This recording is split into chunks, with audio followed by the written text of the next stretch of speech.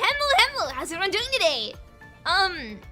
If I sound like I'm dying, it's because I kind of am. I think I'm sick at the moment, so if you can hear it in my voice, I'm really sorry. I don't think it's too audible. I don't think you can notice too much of a difference, but how is everyone doing today? I am so exhausted. I woke up like 40 minutes ago. I'm barely awake right now. But I'm excited because we have more Echo Aria to go through. I've been looking forward to this, so I'm excited. How is everyone? If I'm sick, go rest. No, I don't need rest. I was just resting until 40 minutes ago, so thing is, right, yesterday I woke up and I had like the world's worst headache. I've never had a headache like it before. It was so bad. And that was like on and off throughout the whole day. And I was like, okay, well, I'm not gonna stream because it's really bad. And then I woke up this morning and my throat hurts so badly. So it's just one thing after another, but I think I'm a little bit better today, so I'm all good. I forgot what I was gonna say. I was gonna say something and I completely left my head. I guess there's no point in wasting time. Let's quickly, I mean, we didn't do this last stream, but we need to start off how we always start off. Oh yeah, I only just sent people to the mines today because I did not do my dailies until about 20 minutes ago. Here we go. Mr. Lee! Oh, why is he upset with me? What have I done to upset him? There we go. Gotta pat the Lee before we get started. Ooh. I saw some people saying, like, I was cheating on Lee with Selena. No, I have many hands, right? I have so many hands. I can hold everyone's hand if I want to. So don't worry about it, we're all good. Yeah, should we just get into it? There's no point in wasting time. If I struggle with reading stuff, I am so sorry. I'll do my best to read. Last time we left off, we I think it was like right before a boss fight. So you guys get to see me mauled at that straight away. I'm not awake, that's my disclaimer. If I do really badly, it's because I'm not awake. So we just go for it? I'm really nervous, but might as well. Probably got sent to the mines. No, I didn't send Lee to the mines. I don't think I've ever sent Lee to do chores. Like, ever. Yeah, he's like the only one who gets spared. Him and like Kamu now are the only ones who get spared. Time is it in my area? It's 1 PM for me. I'm British, so I'm in BST. Yeah, it's 1 PM. My sleep schedule's messed up. I was awake at 4 AM last night making music. Is it kind of loud, by the way? I can turn it down if it is, but just let me know when we get into battle. Switch with the bike membership. Thank you. Oh, since you can't stay, I had a quick question. Did something happen that I'm not doing any more GTA? I was loving that playthrough. I might go back to it soon. Thank you so much. I really appreciate it. I might go back. I don't know. I don't have any plans. I don't make a schedule. I just kind of make it up as I go along. Anyway, I'll think about it. I don't know. I can't make promises. But thank you so much. Should we get into it? Oh! Off to a good start. Just Wanshi. Let's go. Oh yeah, also the name is kind of stuck on screen. The keybind doesn't work anymore, so it's stuck there, whether you like it or not, it's stuck. A few hours ago. Pavelonia, come in! Hey, Celica! Who should I connect you to, Commander Commander... I almost went British then. Commander Hans. Commander Hans! Connect me to President Hassan. I have a status report. Transferring comms. What is it, Hans? We have found a number of refugees in the attack zone. Understood. You gonna say anything else there? He really looks like Virgil. Anything else? Shall we proceed according to the plan? What do you suggest? The other 2 calibration teams are still en route, but according to visual estimates, the red tide is spreading faster than expected. Teams will have to adjust their node positions accordingly to expand the blast area. We can only rely on handheld devices for surveying and mapping, which significantly delays the time in which we can execute the plan. Considering the time required to change orbit and for Babylonia to charge the arsenal, combined with the terrain nearby and the mobility speed of the troops, it will take at least 10 hours to ensure that all nodes are deployed. Ah, that might be a problem if it's spreading really fast. By that time, the red tide will inevitably spread to an area less than 10 kilometers away from the refugee camp. To be on the safe side, I don't suggest relocating the nodes, otherwise I can't guarantee that the attack range will completely cover the red tide. We have issued an emergency evacuation order to the refugees, but they are unwilling to vacate the area. How do you wish to proceed? Come on, this is gonna make or break him as a character. Although the world government parliament has been relocated to space with the Eden-class Babylonia, the people on the surface are still our comrades.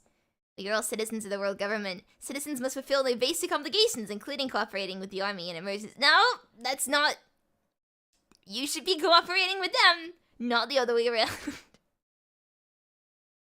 According to the instruction of Article 21 of the World Government Disaster Relief and Emergency Assistance Act, that's a mouthful, if the citizens are found while executing a mission, they must be notified and evacuated to safety.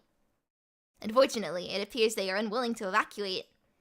According to the instructions of Article 22, why do they have to refer, like, there's gotta be, like, an abbreviation for this act. Like, that's just how laws work, right? There's gotta be an abbreviation for it that doesn't, isn't 20 syllables long. Thank you so much, Jacob, for the super chat, and also Sylvie the Black. I'll read them out in a sec when I finish this chapter, because I want to focus on the story. But thank you so much. I'll read them out in a sec. The civilians insist on remaining within the boundaries of the operation. Military forces are authorized to forcefully remove all civilians. You know quite well. I've committed all of the rules and regulations to memory, even if they are no longer applicable in this era. Please allow me to evacuate these refugees under the pretense of successfully deploying the domain nodes, with or without force. Request granted. Evacuate the civilians by any means necessary. No, someone did not learn from last, part of the story. But remember, Babylonia will only initiate the attack, once node deployment has been authenticated, regardless if the evacuation is a success or not. We have only one chance. This is for all of humanity. Understood. Any other issues? No, sir. Report complete, Mr. President. Wait. What is it, Mr. President?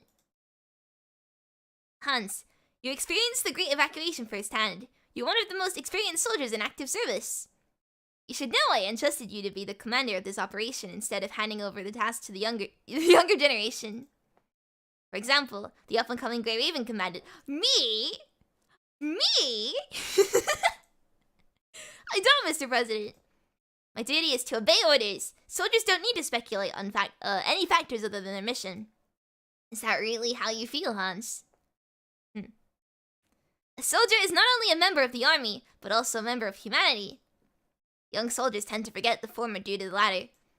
Only after refining themselves over a lengthy military career will they steal their judgment. So you have tasked me with this mission because I have the necessary experience and you trust my judgment? Not only that, ooh! Judgment entails responsibility. When passing judgment, you must bear the full weight of its consequences. Night is too heavy for the dawn of a new era. I don't doubt their fearlessness in the fight against the corrupted, but they have yet to awaken a higher calling. Yes, I understand. The responsibility of our generation should not fall on the next generation. The atrocities committed by our generation should not be repaid by future generations. Hans, I know the cruelty I ask of you, but the blood of the youth has not been cooled over many long years. Such is the same for their passion. I don't want them to lose this passion so early. So I must play the judge and you the executioner. As you wish, Mr. President. When I accepted my appointment, I was ready for the worst. The current situation is within my expectations. Moreover, I didn't think I would have a chance to return to the surface ever again. Thank you for giving me this opportunity. Such gratitude is unnecessary. Humanity may have emotions, but the universe does not. Babylonia is the scale that balances the past and future of humanity. I don't know how to feel about, at least the people in charge of Babylonia after last stream. I'm a little bit on the fence. I don't know if they're necessarily the good guys here, but whatever. The fulcrum between the two is a steel wire hanging over the abyss. We are the people who walk the steel wire. Hans, I'm sure you know what to do. I know what to do. Closing his eyes in pensiveness, in thought. Is it almost time? Yes, Chief Commander. Almost ready. Do you want to authenticate and activate the bit domain nodes now? Wait. Character development? Maybe? Chief Commander, I asked the other two teams to verify that their domain nodes are functioning properly. After the second verification, I can safely activate the nodes and request Babylonia to launch the attack. Roger! Oh, never mind. I was like, yes, is he learning? No, he's not! After walking for who knows how long, you've almost lost all feeling in your legs. Oh no. At first, you could still maintain contact with Lee, but after crossing a certain node, even your comms are now completely cut off. No, Lee! The desolate desert outstretches in a monotonous and dreary expanse toward the horizon. Oh no, it's the whale song again. The whale song begins again, that's what I just said. Causing the red tide to continue expanding. Your consciousness floats along with the serene melody. What else have we discussed? Let me see. Alright, have you heard what whales sound like? I don't know why she's crazy about them. Isla, do you think there are still whales on Earth? Selena! Is this Selena? I only read about them in books. Apparently they are the largest mammal on Earth. How big of a pool would you need to accommodate such a beautiful creation? A pool probably is the wrong word. You don't put a whale in a pool. I don't think it would fit. What do you think, Ushio Ebi? How big of a pool would you need? It would need an ocean. Yeah, just a little bit of an ocean. That's what I said. Creature that big would only fit in the ocean. The ocean? You mean the blue stuff on the on the model? Yep, exactly. Water on Earth is blue. Why is the water in Babylonia colorless? What turned it into such a beautiful color on the surface? Well, I guess it's like reflecting light. Why is the water in Babylonia colorless? What turned it into such a beautiful color on the surface? Isla calmly repeats the question posed by her unnamed friend. In an instant, you feel transported across time and space as you talk to the veiled girl in the depths of time. Because there's enough water. It absorbs low-frequency light. It reflects high-frequency light. That's why it's blue. Aha! That's quite a rational answer. If she heard it, I'm sure she would be disappointed. Luckily, that's not what I said, huh? I don't know why, but it's not important. Alright, enough about that. Back to whales. If that's the case, whales aren't are the bards of the ocean. Ah, that's a nice way of thinking about it. Their voices must be far-reaching and long-lasting since the ocean is so vast.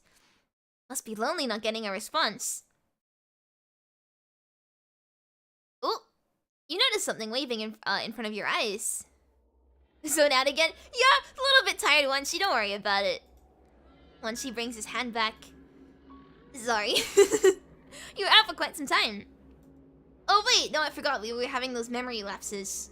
Ah, forgot about that being a plot point. I was just thinking about something that happened a long time ago. You hear the whale song again. This intricate web of tributaries spreads like a slime mold, the source of which is unknown. Wanshi, what do you think of this sound? You think it sounds like a whale song, but the refugees call it the Siren's Call. Siren's Call. Documents left over from the Golden Age say the sirens were monsters that lived in the ocean who lured sailors with songs. Sailors would become entranced by their songs and crash their ships into the reefs. It's not difficult to understand why it's garnered such a negative reputation. After all, the sound and red tide coincide with death. But it is. It's bound to the red tide, so we can always rely on the sound to predict the rise and fall of the red tide. Ironically, it isn't so much an alluring sound that puts people in a trance, but rather, it seems to be a reminder of the approaching red tide. Think we could follow the sound to the source? I mean, might be a little bit of a bad idea, but sure. Doesn't seem like a problem. But, got any ideas? I just have a hunch. Maybe it's a cry for help. Siren's Call is actually a cry for help. You and a member, can we? Sure we get along, huh? Wait, what do you mean by that? Is that an insult? Speaking of which, the spectrogram of this voice. Forget it, it's nothing. I don't think it is. You wouldn't mention it if it were nothing. Going upstream, you follow the sound for quite some time. It's definitely an insult. Oh god damn it. The web of tributaries become more densely woven. The yellow sand has now turned black and grey. Animal creatures on the shore of the red tide are writhing through the sand. Stone and soil. The rustling sound is like the footsteps of death. Wanshi's lethargy was now in full restraint. leaving only seriousness and solemnity. The sound is getting closer and closer. No longer dragging out his words, his speech has become rapid and precise, as if worried about some unknown entity. Are you receiving any alerts from your protective equipment? No, what about you? My inver device was enhanced by the support force. I should be fine for now. Now we can rely on the sound to judge the rise and fall of the red tide to avoid it. If we proceed any further, we may have no other choice but to get up close and personal with those things. Punishing concentration is one thing, but those hetero creatures are another thing entirely. Are you sure you want to continue? You've already made it this far. That's the sunk cost fallacy though. If it's not worth it, don't go. Good point. At some point though, you need to know when going is a bad idea. You hear the sound again. The whale must be lonely if it doesn't get a response. This is the only thing going through her mind. Hard to imagine, huh? Catch a player mentality? No! No! You think whales get lonely? Huh? Why are you thinking about that too? I didn't think the Great Raven Commandant was so romantic. I asked her the same thing. Do you think whales get lonely? I think they get really lonely. Then she sang me a song. She's always been like this. When she has inspiration, she'll practice it immediately. Yep, definitely Selena. I mean, I don't know why it wouldn't be, but... Save the recording, wanna hear it? Henlo activates the terminal. You hear someone singing. An... Echo Aria? I don't know that word, I'm sorry. This is the most beautiful sound you've ever heard. The tone ebbs and flows as it rises higher. Suddenly a vast ocean seems to appear before your very eyes. The female voice does not fully imitate the sound of a real whale, but conveys the same expression in the melody. This music is so, like, ominous. I love it. Dargio. That's probably how you pronounce it, yeah. A lonely blue whale is swinging its tail fin and cruising in the sea. It sings again and again. The song echoes throughout the ocean depths, but there was no response. Singing stopped, but the song had no ending, because the lonely whale never found its herd. Aww! Aww! Sounds like the song isn't finished. You're right. She said that she hadn't thought of an ending yet, because she hasn't seen the ocean with her own eyes. She'll write the second half of the song when she sees the real ocean. That's what she said, at least. Oh. Wanshi? Ushio Ebi! Someone pats your shoulder forcefully. You return to your senses and look around. Only then do you realize that you've entered a hostile area. Oh! You just started sprinting for some reason. I thought you were going to jump into the red tide. Ah! Okay! That's not good! What the hell is... Oh no. The sound interrupts Wanshi. Unlike before, you hear the sound nearby. Both of you turn to look toward the sound. What is this? You hear a thunderous buzzing in the air, but the whirlwind of sand suddenly stops. Under the gray clouds, the sanguine red tide emerges into a lake. Here the tide is tranquil, reflecting like a giant mirror. Or more accurately, it's like the calm before the storm. I don't like where this is going! I didn't think we'd actually find it. Wanshi mutters to himself, this is the source? In the middle of the tide sends a humanoid monster resembling a skeleton. Several steel forks of condensed punishing virus nail it to the center of the lake. If it were not for this hellscape, it would seem as if it were the crucified son of God. What's that? The quest seems to arouse the monster in the middle of the red tide. It struggles to raise its head and unleashes a dense but serene song. This was the siren's call that you had been hearing. Then it suddenly turns its head and looks this way. The tranquil red tide seems to suddenly take on life as it gradually inundates the surrounding land. Oh no. Oh no, are we fighting it? Oh no! Oh no! Thank you for showing us with the super chat. Thank you! Thank you so much. I really appreciate it. Thank you. Oh boy. Wait a second. Is it bad that I saw like the color scheme and my first thought was monsoon? Is that bad? fishing grass is forming its body. Is that a new hetero creature? The red tide is rising. The invert device won't last long. We better finish this off soon. Get good. I don't know how you... I forgot to play Wanshi! Right, any 3 ping, hold attack, release attack, dodge, and enhance shot. Okay.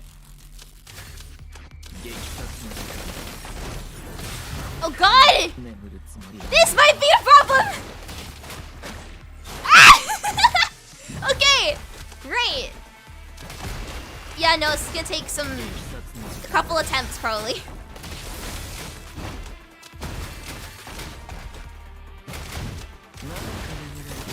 Okay, right, this is gonna take a while. The dodge isn't... Okay, I need to get a feel of his attacks because the dodge is annoying. Oh, I have no plan to hand... Oh, never mind. We have plot armor, cool! I was like, okay, cool, just have to take a while to get better at it. But nope, we have plot armor. That solves the problem.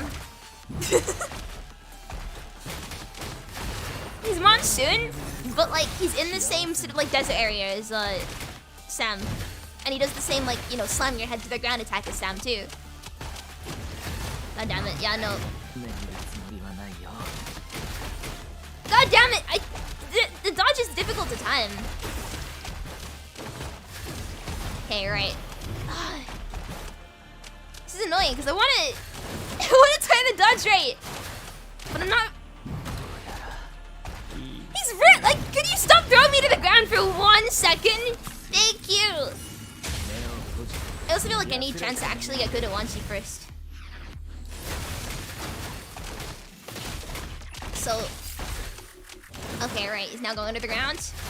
No, that doesn't. So, how do you dodge that? Number of restarts. Oh, thanks for keeping count, game. So nice of you. So nice of you. I want to pull up his, you know, this thing, that thing. Yes, I did it right. Let's go. I'm happy I was able to pull that off. That's a really cool attack to me. Miss Blue appeals. Oh, I forgot about that. Whoops. Wait, is he playing the violin? What the? Is it over? Was he playing the violin? Oh, that's Wanshi making that sound. I forgot that he does that. I forgot that he just randomly starts moaning. Yeah, my bad. And it will come like a flood of pain.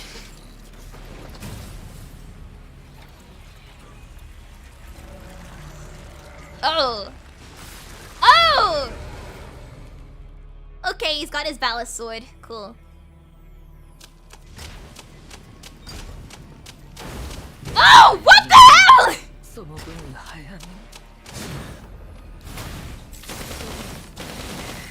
Oh, I tried to dodge that. Oh god. Biotic animals greatly enhanced. What does that mean?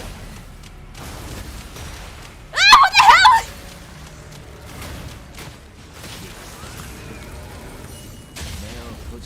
What the? Oh god, he hits hard!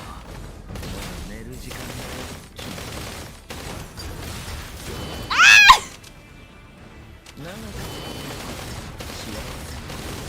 I tried to time the dodge right, but didn't get it. Oh damn it.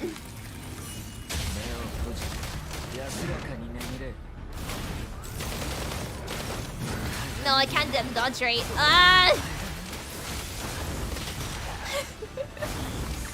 I do like how it's being nice to me, not letting me die. But the 4 restarts in the corner is yeah, pain. What the hell? Oh god. Hello!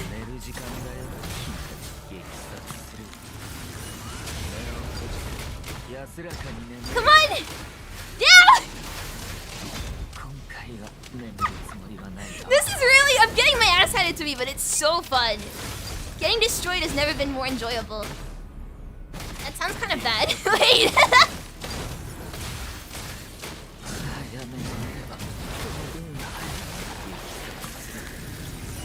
Easy mode is now activated. No, shush. Shush. Where is he gone? Where is he gone?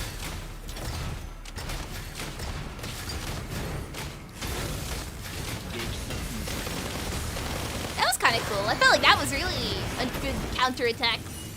Look! I'm slowly learning. It's very, very slow, but I am learning.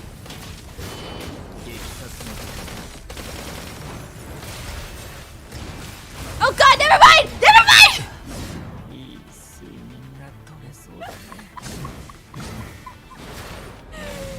There we go, just a little more time to say goodbye. Oh look, he's even got time for a funny one. Oh god, funny one-liners! That's really cool. Come on, Wanshi.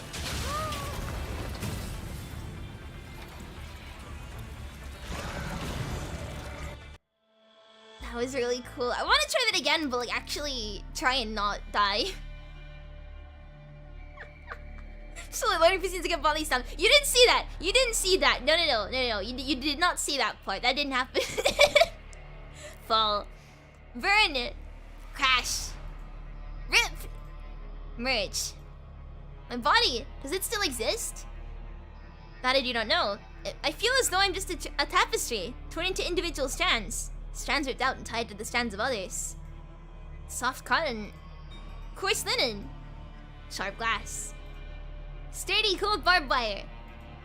These barbs and blades. Sharp like scalpels. I have wept and cried out in agony. Yet nothing has freed me from this eternal despair. I can only weave this pain into the fibers of my being. Echoes of desperation. Incessant thoughts. Deep love. Whether it's love, regret, anger, fear, or hatred. A myriad of beings. All are woven into my fibers. Someone, anyone, deliver me from it all. Anyone, please. Please hurry. Kill me! Ah! Ah! What is going on? That was really, really cool. I want to try that again at some point and like actually, you know, like I said, try not to die. But that was so much fun. I can't wait till Wanshi becomes playable. He's getting, like, Liv is getting kicked out of my team for Wanshi. Goodbye, Liv. No more Liv. Caught off guard, the white strike hawk is lifted by the ominous black monster. But right then, his last bullet hits the monster's chest that is illuminating faint blue light. Only the crisp cracking can be heard as the hetero creature's chest splinters. Pieces of black heteropolymer slide down like shards of glass. Buried within the hetero creature, a broken figure emerges from within.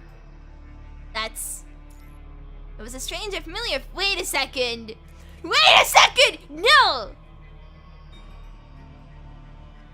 Don't tell me it's who I think it is. Don't tell me it's who I think it is! Haven't you seen him before?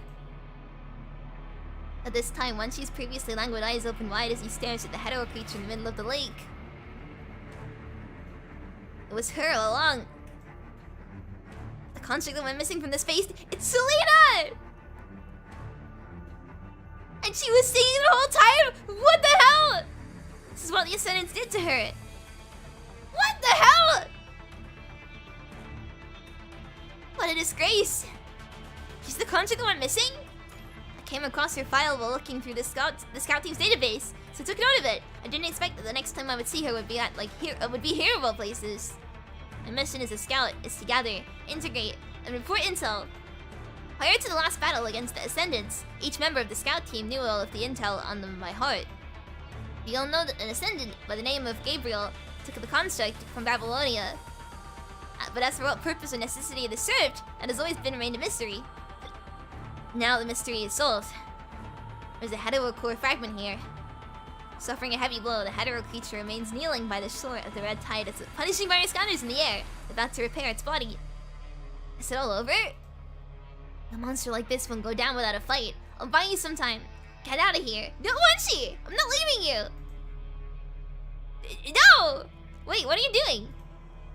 What are you planning on doing with the domain node? Authorization complete. No! Node activated. Looking around, you barely make it to high ground and avoid being corrupted by the punishing virus. Aside from where you stand, the red tide inundates the surrounding area, and ravenous hetero creatures occupy the area up ahead. You cannot find any secure place to deploy the node up until Babylonia receives the signal. Give it to me. Hurry back. I dragged you into this mess. If you can't even make it back. No! Wanshi! I'm not leaving you! Like I can get very far without you. My bad. Not to mention all the hetero creatures. You're as good as dead without the protection of a construct. As if that's the only reason. You're not no friend left behind. God damn it. You said what I say! Nice. Might have to go kick the hornet's nest after arriving on the surface. You are much better though. Always throwing your life away for complete strangers. A hetero creature in the middle of the lake seems to realize the crisis at hand. As he roars and struggles, the monster drags his body toward you in preparation for another attack. There's no time to avoid it. Faced with the potential death, your body rushes with adrenaline. The faces of people you have met along the way flash before your eyes. Lee! All the questions that could not be answered at first were answered at this moment. For example, what do you think of that blue planet? The equatorial radius is 6,378.137 kilometers. It rotates from west to east and revolves around the sun. It is the third innermost planet of the solar system. We have nothing left. Our only driving force is left. Is our I can't read. Our only driving force left is our attachment to this land. It's the only thing that supports our menial existence. Our last wish is to forever rest within its embrace. Standing here, we can look back on the glory of the past and see the tombstones of our old friends. We were born here. We will die here. Sorry, I really needed to cough. Humanity is bound to its homeland by the gravitational force known as love. Why had those on the surface not come to Babylonia? What sort of life would they have had on the surface? What would people on the surface think of us? Enough with the hypocrisy. Is this really in our best interest? Or do you just want to see us die before your very eyes? Look at you. Your conscience is just as repulsive as your actions. Removing us from our homeland will make you sleep better at night, but it won't make our lives any better. Don't you think it's ridiculous to tell us that we are also citizens of the world government? Don't you remember how you treated us when the evacuation started? You held us at gunpoint to prevent us from boarding Eden. You left us behind like junk. Now you dare to come back and rescue us? Are you kidding me? Get out! Get out of here! I don't need your fake compassion now. Because I see weakness and timidity in your eyes. When all of this is over, you'll probably blame your incompetence and live with a heavy sense of guilt. So I want to tell you, don't. Don't feel any guilt. You've chosen our own path. You've completed your mission. Alright, that's enough. One day we will reunite with our comrades on the surface. When that time comes, we will all share in marvelous things we have seen and rejoice in song. Is that it? Did Selena say that? I can't remember. I think it was... Yeah. That was Selena. Nothing is more romantic, is it not? Yeah, nothing is more romantic. A voice from the bottom of your heart crosses time and space to answer the unknown girl's question. So, before we share the marvelous things you've seen and rejoice in song, it would be disgraceful to end with such a hatred and tragedy. So, you must at least protect the node until the very end. Embrace this idea and hold the long black needle tightly in your arms. Close eyes. Oh, is it more flashbacks? Oh no, Wanshi!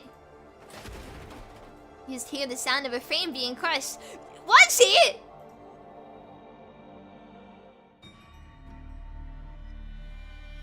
No. No. No! Opening your eyes, you see Wanshi protecting you. The hetero creature pierces his right arm, causing a fountain of vital fluid to spew from the wood. No! Don't worry, constructs aren't that weak. What is it with, like, my PGR husbandos and them taking a bullet for me? Firstly, and now Wanshi. You're injured. Your team and my captain will hold me accountable. But enough of that for now. The strong sense of fear and helplessness causes your legs to go weak. As if in a daze, you catch a glimpse of a broken heart like that of the broken figure buried within the monster's chest. Her eyes are as empty as when you first saw her. Her exposed chest shines with uncharacteristic brightness as faint blue light shimmers beneath it. Oh wait, I have something to say about Selena later, don't let me forget. Hetero creature's chest is within reach. The girl's remains, which you could only catch a glimpse of before, are now in full view. The moment you see her face, your mind becomes clouded with confusion. Could she still be alive like this? Is she dreaming? Why else would she show such a look of pain? When she is still struggling in front of you. Now is not the time with such nonsense. But your train of thought begins to spiral out of control. Oh no, stop having flashbacks! It's gonna kill you, Commandant! You and the 3 other Grey Ravens at a standstill in the center of this airtight space station. Excuse me, is that the Grey Raven down there? Who are you? Wait, is that Miss Isla? Yes, I'm Isla, a member of the 2nd Archaeological Team. Why is she here? Liv, Lee, do you know her? She's a very popular young artist in Babylonia. Mari likes to go to her exhibitions. I remember that! It was so sweet to hear. I like Miss Isla's work too. I have been wanting to meet you too, especially... I should probably talk about that later. I've got more important things to tell you. My mission here is to rescue a construct named... She means a lot to me. The task forces have all heard about the heroic deeds of the Grey Ravens at the Ascendance base. I've even heard about them in Babylonia. You've been in direct contact with the Ascendants. Have you seen the Ascendant who attacked me on the space station? Never mind. He's not important. The only thing I care about is whether you found any sign of her in their base. What do you mean? Who do you mean by her? You've met her before on the space station. She's my best friend. Her name is... Selena! Thank you so much, Ebi, for the super chat. Thank you, Leaps into Save Ebi and Lies. Oh yeah, I will read out super chats at the end. Forgot about that. Thank you so much. I really appreciate it. Thank you. The hetero creature blade is stuck in Wanshi's shoulder. Wanshi holds it down firmly, giving the monster no chance to retract it. Right at that moment, you react before you have time to process it. Push forward, holding the domain node. You manage to finally collect your scattered fragments of your memory. You met her on the space station. She's my best friend. Her name is...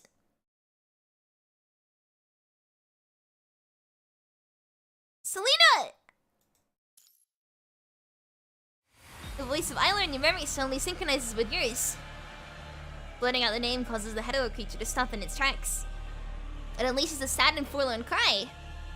The girl in the center of its chest moves faintly. Her lifeless eyes return focus. At the same time, the punishing ray seems to repair the hetero creature at a diminishing rate. It is at that moment you understand that the solemn whale song and steel thorns that bind her were the last struggles of the girl within the hetero creature. Her voice module was already completely destroyed. Whenever she moves her lips, she's unable to produce any sound, so she struggles to stretch out her disfigured hand from within the hetero creature. However, there were no need for words. The moment your eyes meet, you sense each other's true intention. All that's left is for each of you to complete the final mission. Craven, come in! Craven, do you copy? We got ourselves a situation here. Sounds like Mr. Strike Arnold has finally stopped acting all indolent. Good to see you too, Lee! What's all the panic? You commanded! Commanded? Oh, now he's serious. What's wrong with the commanded? Relax, your commandant is fine. The protective device is critical, though. Still, we have enough serum. Sorry, I got a little out of hand. We don't have time to get into this right now. Commander Hans has activated the last bit domain node, and Babylonia is approaching in orbit to begin the attack. Tell me you're evacuating with our commandant. About that, don't worry, we just escaped from the lion's den. Lion's den? Did you run into trouble? Wanshi remains silent for a moment, then continues. I'm not sure, but I think it was the source of the red tide. What makes you think that? You had the really high punishing concentration it had, a strong desire for self-preservation, and the behavior of the surrounding hetero creature. It was like a hive similar to that on Earth. It's difficult to describe with words. I'll transmit my readings and statistics to you now. Data received. Is this a hetero creature? Lee looks at the hetero creature in the image and frowns. It's exactly what you said. Are you still collecting combat data? I'm a sniper. A sniper is the person responsible for observing the battlefield and collecting data. So what did you do? Don't tell me you found the source and just ran away. It wasn't me. It was your commandant. Don't blame it on me! What? Your commandant stemmed the... Oh, okay. Your commandant sent the bit domain node into it right at the last second. Commandant did that? Babylonia has established the coordinate system and is heading over to us to prepare for the orbital strike. But now the 4th bit domain node has been activated, there's still hope for redemption. If you catch my drift. Lee nods solemnly. Understood. What's the situation with you and the commandant? Well, for me, there are problems everywhere, but my mind is still stable and corruption is below the threshold. I just need to take a load off. Now's not the time for that. Keep that in mind. Jeez! I was just joking. I'm not laughing. Well, I am. Once you bring the command and back to safety, then you can crack jokes. Got it. Are you still able to escort the commandant? I'm more than capable of protecting a human. Understood. I'll prepare the camp. Prepare your frame when you get back. Also, thank you for protecting our commandant. Oh, you should thank your commandant for the data you're looking at right now. Your commandant risked death in order to acquire data that's satisfactory for both sides. If the chief commander can be persuaded to inform Babylonia to launch a precision strike, all of our problems will be solved. This is your mission. Don't let your commandant's effort go to waste. Understood. Liv, it's urgent. I need you to run calculations and generate a model. It's all coming together now. Chief Commander Hans. What is it this time, Grey Ravens? Babylonia is about to reach us in orbit. We'll receive orders to retreat in less than half an hour. We just received news that our commandant is returning to camp. I don't care about any news regarding that fugitive. Tell your commandant not to do anything stupid. If he still has time to make it back through the flank and evacuate in time. Our commandant knows what to do. This is why we are here again. The commandant encountered a massive hetero creature during the operation. The strike construct collected a large amount of relevant data during the battle. What? Sheesh? That's a good pun, I like that. Based on the data, Liv from our team modeled the evolution of the red tide. Go on. Lee activates the terminal and projects a hologram for Hans to see. This is a gradient map of the punishing virus compiled by the Strike Hawk while exploring the source of the red tide. As you can see, the punishing concentration of the red tide increases along with the depth. The area is at its peak. Lee points to the last picture sent by Wanshi. There's a lake composed of sanguine red tide located in the center of the hologram. And to the image of the ominous black hetero creature. After just a glance, Hans nods. I see. Turn it off. Lee nods and replaces the hologram with the original data model. Also, this is a flow map of the red tide. The core cluster is situated in the center of the flow map. Here, the red tide increases flow outward and spreads just like heart pumping blood throughout the entire body. Finally, this is a statistical model on the behavior pattern of the hetero creature in the core region.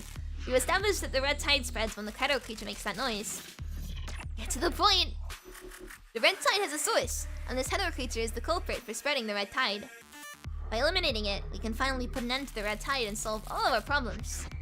The commandant took the most logical course of action by jamming the last bit of the main node in the hetero creature. Babylonia will be overhead soon. I'll apply for a revision to the attack plan, thereby focusing on the longest arsenal on the red domain node deployed by the commandant. What makes you think this will put a stop to the red tide? Just trust us, okay? Lee suddenly lowers his voice. I'm not sure. The Chief Commander, you have higher authority. You should be aware of the CTO speculations regarding the red tide's origin. It's a message of the hetero core. According to records of our operations against the hetero core on the space station, it's impossible to destroy such an entity with wide-scale strike. What I present to you is only objective facts and data. A wild-scale strike was never an insurance plan to start with. Source, just trust me, bro! Source? My source is I made it up! Combining various factors, such as atmospheric thickness, scattering rate, Babylonia's firepower, and punishing virus activity. The Longinus arsenal may look impressive, but we can't ensure that it will be a success. The blast will be dispersed over too great of an area, thereby reducing the strength of the laser's power. But if we launch a precision strike, it's like stabbing a needle directly in the enemy's heart to stop it from bleeding. Stop it from beating, not bleeding. After that, all we have to do is deal with the body. As you said before, Chief Commander Hans, now is not the time to hesitate. Time is of the essence. Please make a decision, Chief Commander Hans. Hans turns his head. Connect me to Babylonia. Whoa! Could this potentially save like the villagers too? If they're far enough away, it could save them. Contact HQ and transfer me to President Hassan. Transfer complete, Commander Hans. How's it going on the ground, Hans? Changing plans. The Raven Commandant broke protocol and discovered a large hetero creature similar to the one we encountered in the ruins of 075. The data we received from the Commandant indicates that the nature of this creature is similar to that of a polyphage. Judging from the flowing punishing energy, this hetero creature is likely to be the source of the red tide. The Grey Raven commanded planted the last bit domain node into the hetero creature. We applied a change from a wide-scale attack to a precision strike to focus all our attack power on the hetero creature, thereby ensuring the elimination of the red tide. Before Hassan can respond, a voice interrupts him. Hans, you've overstepped authority as Chief Commander. I don't like Nicola at all. I really don't like him. The Millennium is in charge of formulating a battle plan, not you. Once a plan has been finalized, you're only responsible for executing it. Understood, Commander. The Science Council has concluded that a wide-scale attack is our best option. We can't guarantee that it will completely eliminate the red tide, but that's the safest strategy. Mr. President, the Science Council didn't have our current data when formulating this plan. Yeah, just tell Asimov, he'll back us up, right? I think it's time to make a reasonable contingency plan based on the new data. The battlefield is unpredictable. I'm just making the best judgment based on our current situation. You don't have any ulterior motives. Transmit the data. I'll have Asimov analyze it now. That's what I'm saying! Asimov will back us up here. I know Asimov. He'll back me up. Let me through to Asimov. Transfer complete, Mr. President. Hey, there he is! Asimov, this is the data sent by the troops on the front line. What do you think? Asimov appears on the comlink, half asleep. After squinting at the data for some time, he suddenly perks up. Interesting. Very interesting.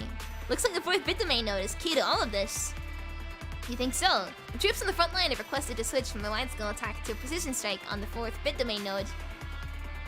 On a case-by-case basis, their judgment is reasonable based on the model they transmitted back.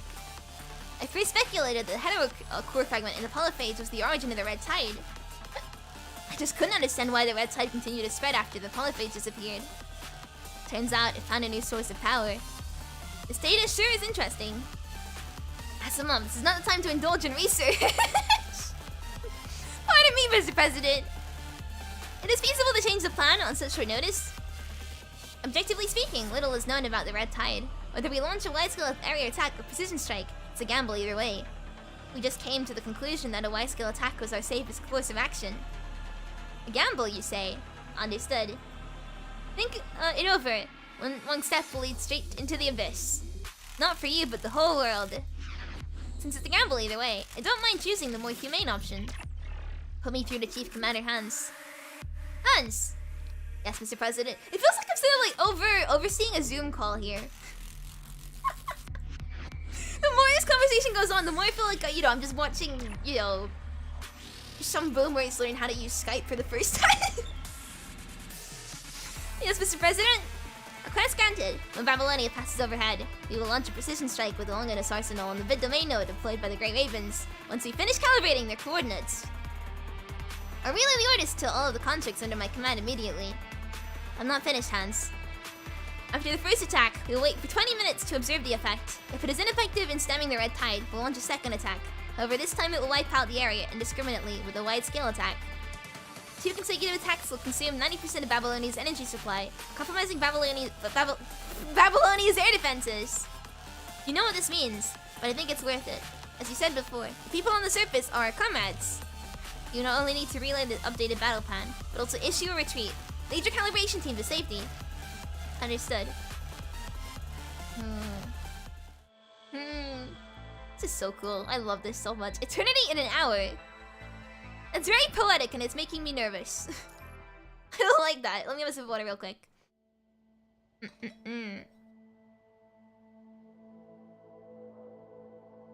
There we go.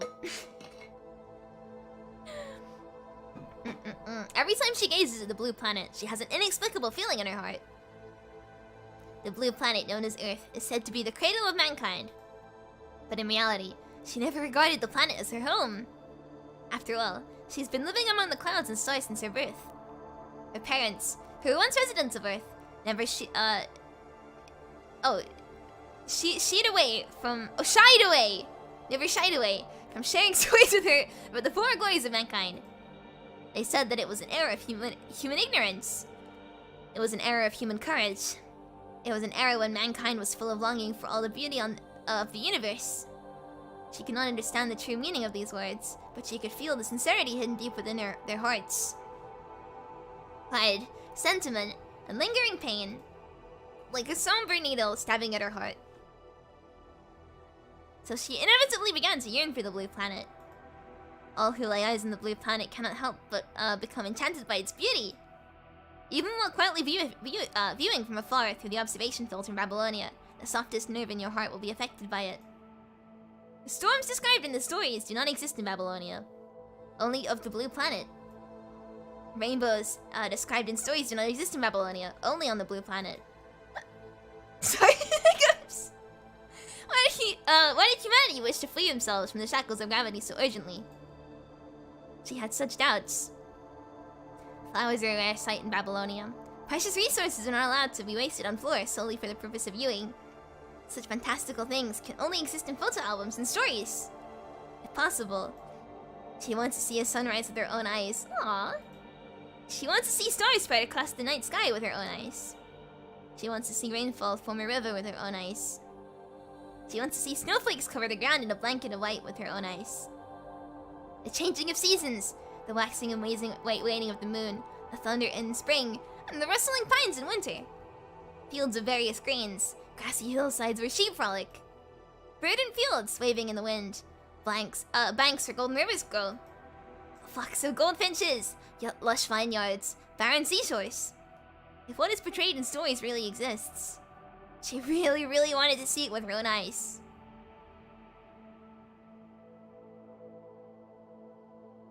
Poor Selena. Oh! How long has it been? She could not remember. I know it's supposed to be an emotional moment, but I still just seen one soon. It seemed like only a brief moment, also felt like an eternity. Selena! The pain that keeps pressing her heart stopped suddenly upon hearing this name called out. Look at the reflection in the water. Wait a second! You're right! It's her! That's really... like, is poetic the right word? It's so pretty. The moment she opens her eyes, she recalls all what happened. The original promise was now a nightmare. What she wants to protect has become the source of sin. At first, she only wanted to inherit the legacy of her companions. But why has she ended up here? She knows within her heart what to do now. Embracing the black needle left by the familiar yet strange human, she thrust it into her power source. Let everything end here. Looking up, she seems to catch a glimpse of skylight. At that moment, all of her misery fades away. This one looking up at the sky from the surface of Earth feels like... so beautiful that people forget fear, pain, and hatred. Bathed in the brilliance, she feels like everything is gradually evaporating away. Where everything disappears, the poem left by the Golden Age suddenly appears in the chaotic... in her chaotic and collapsing mind. See a world in a grain of sand, and heaven in a wildflower. Hold infinity in the palm of your hand, and eternity in an hour. I know that poem. Her remains lay quietly on the dry, scorched earth. The remnants of the scattered red tide squirm toward her like maggots. Part of the red tide once again attaches to her remains, absorbing her strength in preparation to condense her remains into the monster from before. One foot steps onto the red tide. The deadly red tide ripples like a puddle beneath her foot. Oh god, it's V all over again. Yeah, it's one of Billy and Blake's. But like, I just hear his V. Oh no, the deadly red tide ripples like a puddle beneath her foot. She stops, lowers her eyes, and looks down at the broken remains, as if observing a small flower poking out from within a crack on the rock. If the light words are scattered by the wind, as if she had received some response, she leans down and extends her hand toward the blue light on the chest of the remains. The disfigured body trembles violently. The heroic creature bound to Selena seems to receive instructions. Standing in a savage posture of growing ferocity, it suddenly turns into a surging red liquid, plentiful and growing, gradually fading from Selena's body. Huh? I'll say this now, actually. I noticed, I mean, it's obvious now, but like, I didn't notice it on the stream when I was like pulling for Selena, that this, like, her design has a rib cage, like a visible rib cage on it. Like, her dress has got a visible rib cage. And it's kind of creepy, but like, again, Selena's just like such a poetic character. I don't know. It's a really nice design detail that I should have noticed when I was streaming but didn't until I was watching like idle animations off stream. It's so cool. She raises her finger as if to brush aside the messy hair around the ears of the reborn girl. However, she does not touch even she does not touch her even up until she finally retracts her hand. The heterocore fragment turns to powder in her hands. She leaves without looking back. Selena's back! Or sort of, maybe. She only wants to tell you all the miracles she saw along the journey. I need to cough again. I'm so sorry. It's like my throat is just dying. There we go. The sun probes from the eastern horizon. The morning glow pierces the darkness and fades to black upon reaching this far. An invisible boundary divides the sky. The distant east shines with the first rays of morning, warm and bright. Yet the sky above remains cloaked in darkness, cold and deep. This is a race toward the rising sun. Under the guidance of the Strike Hawk, you flee the deep and distant darkness as you set out for the bright and warm horizon. In the blue sky, there suddenly appears a beam of light more dazzling than the sun, like a meteor plummeting at your back. Before you can turn your head, you hear Wanshi. Don't look back. Probably very bright. Keep going, don't look back. Cross that boundary and do not look back. Whether that be the hetero creature or the broken figure within, leave them both behind. It seems that as long as you do not think about it, the heavy sense of guilt will not overwhelm you. On the way back, the desert is still and lifeless. Without the whale song, the red tide is now a stagnant pool. Knowing everything that went into this, your pace becomes increasingly burdensome. Among the haze, you see 3 familiar figures standing on a familiar hill in the distance. Before you can speak, Lucy rushes forward and hugs you tightly! Yes! Commanded! You feel her trembling. Don't ever do that again. No matter what, don't ever go at it alone. Surviving this ordeal should have filled you with joy, but now there's only grief. Looking around, you see Lee and Liv standing solemnly to the side. Only Lucy is here holding you tightly. When choosing to act alone, you never seem to consider their feelings. You feel as if they should be capable of understanding your intentions. At this moment, you deeply understand the one thing. You should not risk your life as long as they are around. I'm sorry. Command it, you really need to reflect on how you left without saying goodbye. Oh, I'm really sorry. Now I feel really bad. The look on Liv's face remains serious briefly before softening. You need to cherish yourself. Lee looks over you steadily, without saying a word. He seems to understand everything. He pats you on the shoulder. Tired? That's a rest. We'll talk about the report later. No. I've compiled a report on the specific matters of the Grey Raven's violations during this operation. Don't snitch on us like that, Lee. Also, it's of Avaloni when the time comes. Regardless of the final outcome, it's an established fact that we acted without regard to the instruction of HQ. Looks like this time we'll be tied up in military court for a while. Afraid? Cause I am! I'll always be right there with you, Commandant. You've got nothing to fear as long as you're here. There's one more thing, regarding the refugees.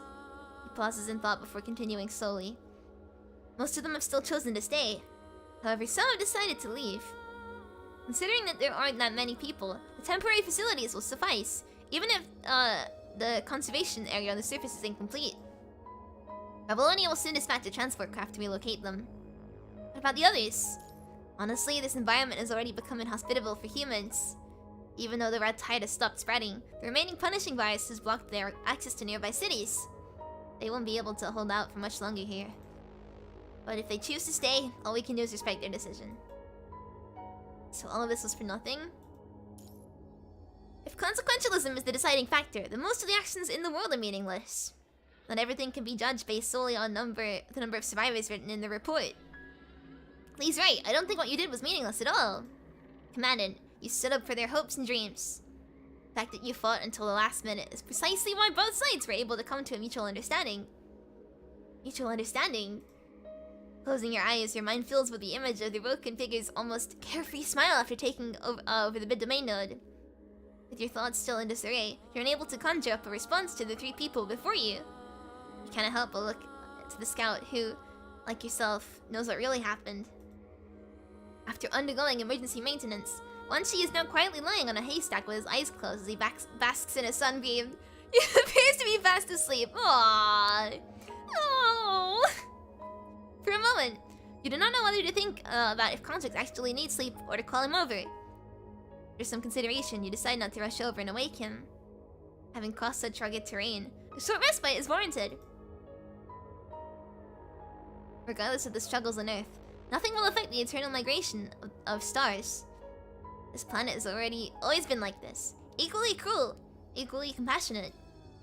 It seldom rains in the desert, but when it does, the sky is as clear and transparent as a mirror. Sleepy! Wanshi is very sleepy. The moist dust cannot be lifted by the roaring wind, yet at this moment, everyone stops to appreciate the beauty of the stillness. Hans, dressed in his starched and pressed military uniform, stands quietly outside the camp. The surrounding scenery is embraced in a brilliant, transparent silence. Now standing here, he can finally overlook the distant sparkling coastline. He hears a rustling of footsteps from behind. Hans does not look back. The old man walks up to Hans and gazes off into the distance with him. Why didn't you retreat? Hans closes his eyes. It's been a long time since I've seen a sunrise. After a few moments, Hans realizes that he has not been on the surface in nearly 10 years. It's a long time. Like a soul without a home, exiled by the atmosphere and gravity, drifting in low Earth orbit. Now the children of Babylonia have forgotten about the Golden Age. They forgot where they came from and how their culture was born. They opened their eyes among the stars. For them, Earth is no different from the moon. We tell them that Earth is our home, but we can't tell them why. Soon, everything will become a fragment of history. If I had to choose, I wouldn't leave. But as a soldier, he had no choice. Those who survive must continue the dreams of the dead. Only the living can see tomorrow. Only the living can exact revenge. Only the living can have hope. No matter how painful, no matter how unwilling, even if he has to destroy what he truly wants, he must leave. Should we not feel guilty? I think not. This burden of guilt nearly crushes him beneath its weight.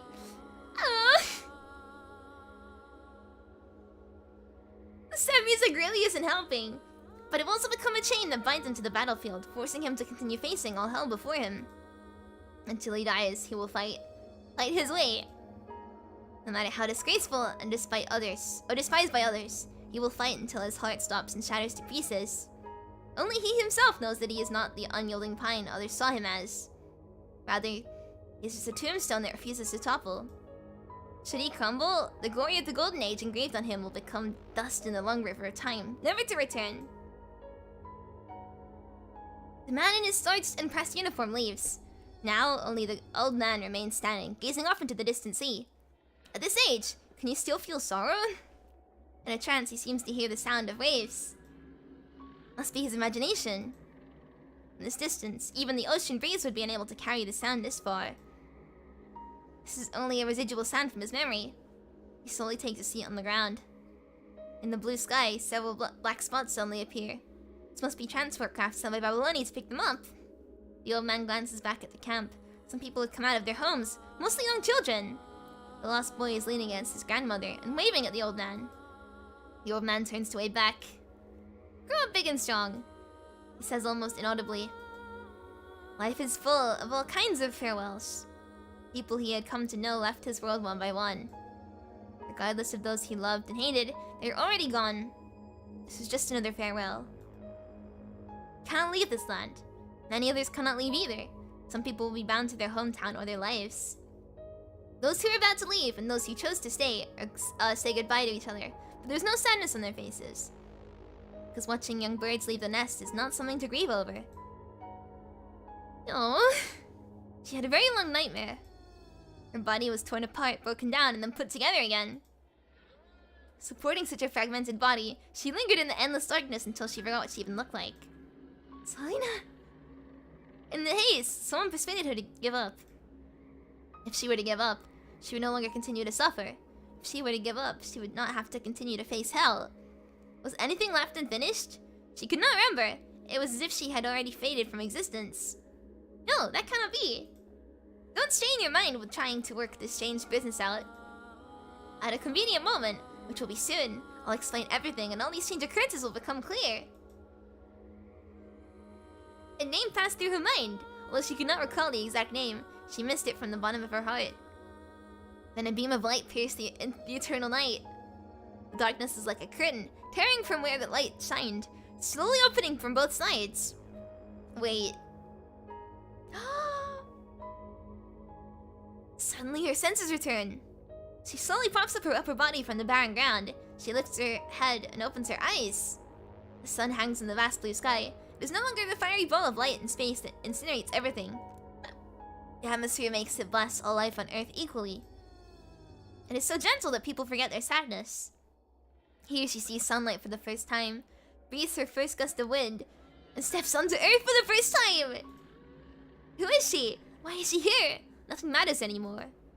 She only wants to tell you all the miracles she saw along the journey. Ooh! What's this?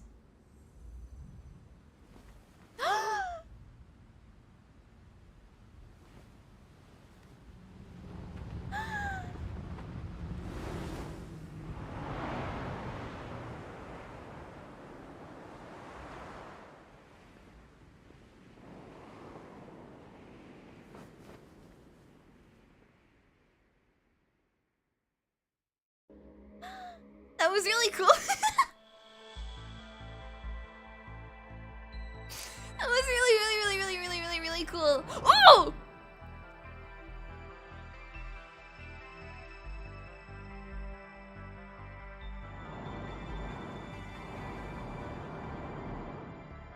Wanshi?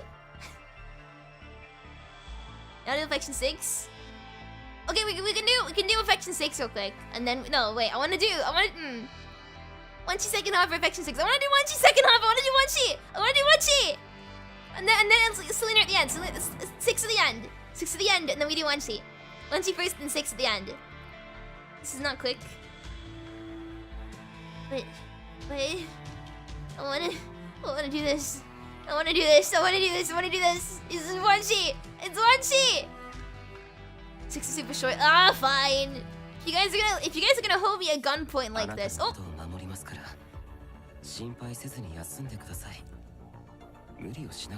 Thanks, Lee. You guys are gonna hold me at gunpoint through affection 6, then we'll do affection 6, and then we'll do Wanshi. That sounds really weird. Selena, here we go. Story 6. From that day on, everything about Iris has completely vanished. If the letters are not piled up in the cabinet, you might even think that this person is but a figment of your imagination. Time flies. Everything to do with that girl has been buried in a corner of your mind. Until one day, a letter equally strange and familiar arrives in your mailbox. It comes across as strange because the envelope and paper used are too coarse, and there's even dirt on them. At the same time, the handwriting is familiar, for it has been etched into your memory. The content of the letter is exceedingly simple. It bears only location coordinates and a dried iris. However, the letter unlocks a dam of long-forgotten memories, and the words of past letters written gush forth, filling your mind. It all feels like it happened yesterday. You carry out a private investigation in the coordinates and find that they are close to a recovered city. They were not corrupted, nor their high levels of the punishing virus. You prepare yourself to head out to the coordinates on your own. This is probably an abandoned opera house. Even though it's already been reduced to ruins, the place still has a certain charm to it. It's completely silent. The only light is from the moon, shining down through the hole in the roof. Follow the light forward. Could she be here? You step into the opera house. She has her back to you, standing under the moonlight. Hearing the sound of footsteps, the girl slowly turns around.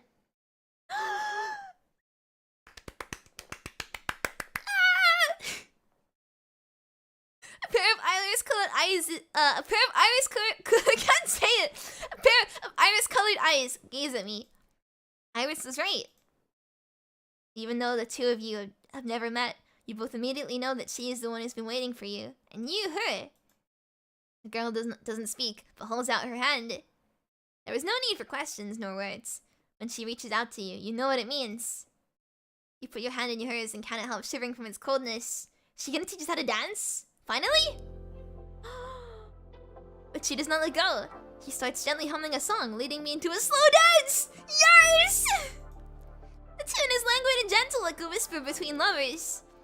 There was a bit of stumbling around at the beginning, but she takes your clumsiness in stride, firmly but gently guiding you through the steps. And so you slowly get the hang of her rhythm. Just as she said in her letter, she is an amazing lead. But perhaps you should say that she has become an amazing lead. Suddenly there's a change in pitch and the rhythm becomes tenser and more passionate. She's also changed roles, moving from lead to follow, leaving herself in your hands. I can't dance! No! I won't take the lead! And so you have to change your role too, mimicking her steps from before as the lead. The funny thing is that it is not at all exhausting. It seems that you will always know what the next step is when you dance with her. It's just like those years when you comforted her, encouraged her, watched over her, and guided her. You tilt your head, looking straight at her. Those clear, bright eyes gaze right back at you. Her eyes no longer hold the innocence she once had, but the romance still alive. She's changed, yet remained the same. The only thing you can be sure of is... now one step away, the distance between us has now been traversed. Oh!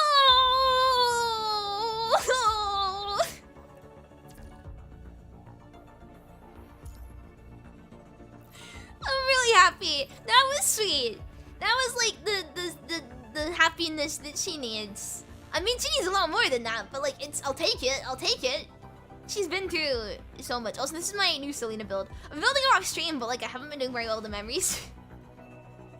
You can't see, but like, memory 6 is only level 25. So I'll build her one day, but she's really, really, really fun.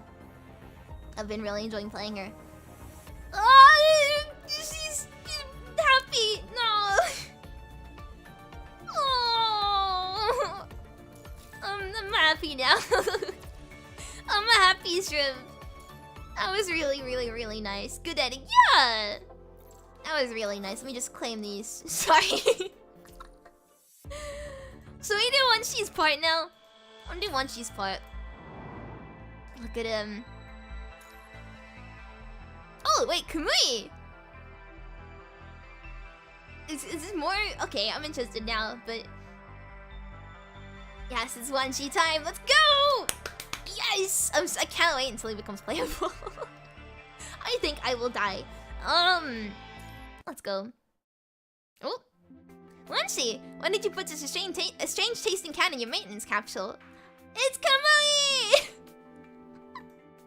Oh, you ate it?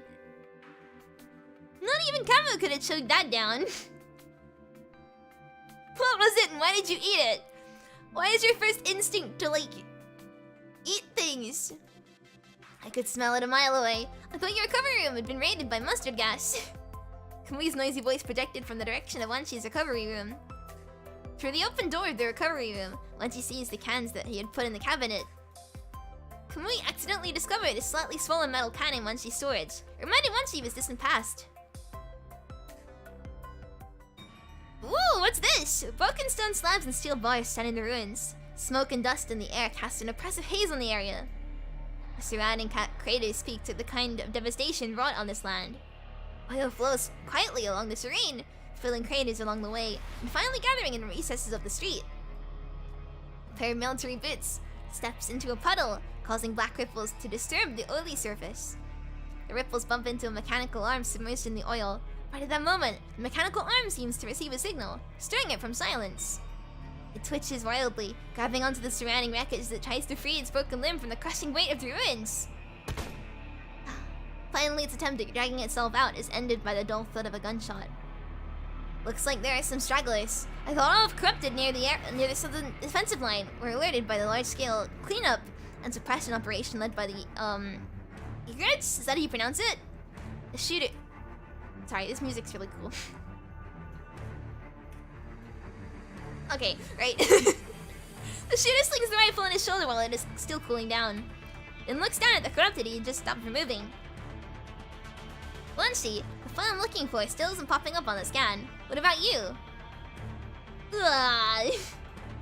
Come on, is that you yawning again? Are you working or what? You could say that. He looks just as tired as I am. Wanshi! Wanshi! Damn it, he fell asleep again. Forget it, I'll just... Choi, you should probably lie down for a second. Hearing the sudden sound on the silent comms, the construct knows as Choi performs a tactical roll to the side, avoiding a burst of air as it ruptures by his ear. It was the sound of the attack from a large corrupted suddenly appearing in front of Choi. Fielding debris, the remains of the smaller corrupted fall off its torso. As Choi raises his gun and aims at the large corrupted, a silver orb of light fires from the direction where he last stood. The combat audio was pretty loud, by the way. I can turn it down. Thank you for telling me. Oh. Following the blast, the corrupted begins to disintegrate from one of its arms. The mechanical joint shatters into fragments and slashes the oil-filled crater. Ow. I'm sitting really weirdly at the moment. Everything hurts. Ow. Finally, a silver orb of light penetrates the fractured memory shell, towering off to the side. It falls backward from the inertia of the impact, leaving mechanical residue on the ground. Another bites the dust. Take 5. Choi gets up and looks back. He sees Wanshi, who is standing on the overlooking precipice off in the distance. Stretches arms and then lay down lethargically. That's very relatable. That's very, very, very relatable. Hey, knock it off! Quit sleeping on the job! Relax, that was the last one! What makes you say that? While you were running around looking for the data files, I was here scanning for enemies and taking them out. I don't even have to move an inch. Quick and easy! Fine, whatever. Choi sighs, then climbs over a structure and continues to search the ruins. Anyway, the ruins sure are quiet. Hey, Wanshi, why did you join Strike Hawk? Now that you're awake, I figured I'd ask while I still had the chance. You've been dozing on and off, so I didn't want to bother you. Is he asleep again? Doze off again? It just happened by some weird twist of fate. Perhaps due to Wanshi's sudden response over the comms, or because he was not expecting that answer. Either way, Choi slips while climbing the crumbling wall to the ruins. Right as Choi's about to fall off the wall, he hears the revving of an engine underfoot. A faint white light appears underneath him, steadily catching him in midair. Phew, scared me there for a second. Choi pats his chest with a free hand, then places his feet back on a sturdy section of the crumbling wall. After regaining his footing, he continues to climb. Wait, huh? That's nice. I hear that scouts don't have to go to the front line. That's why I joined. But you Strike Hawks are in a league of your own. Like some sort of elite team? Of course. What scout hasn't heard of Strike Hawk? But don't elite teams usually have a human called, a commandant? Yeah!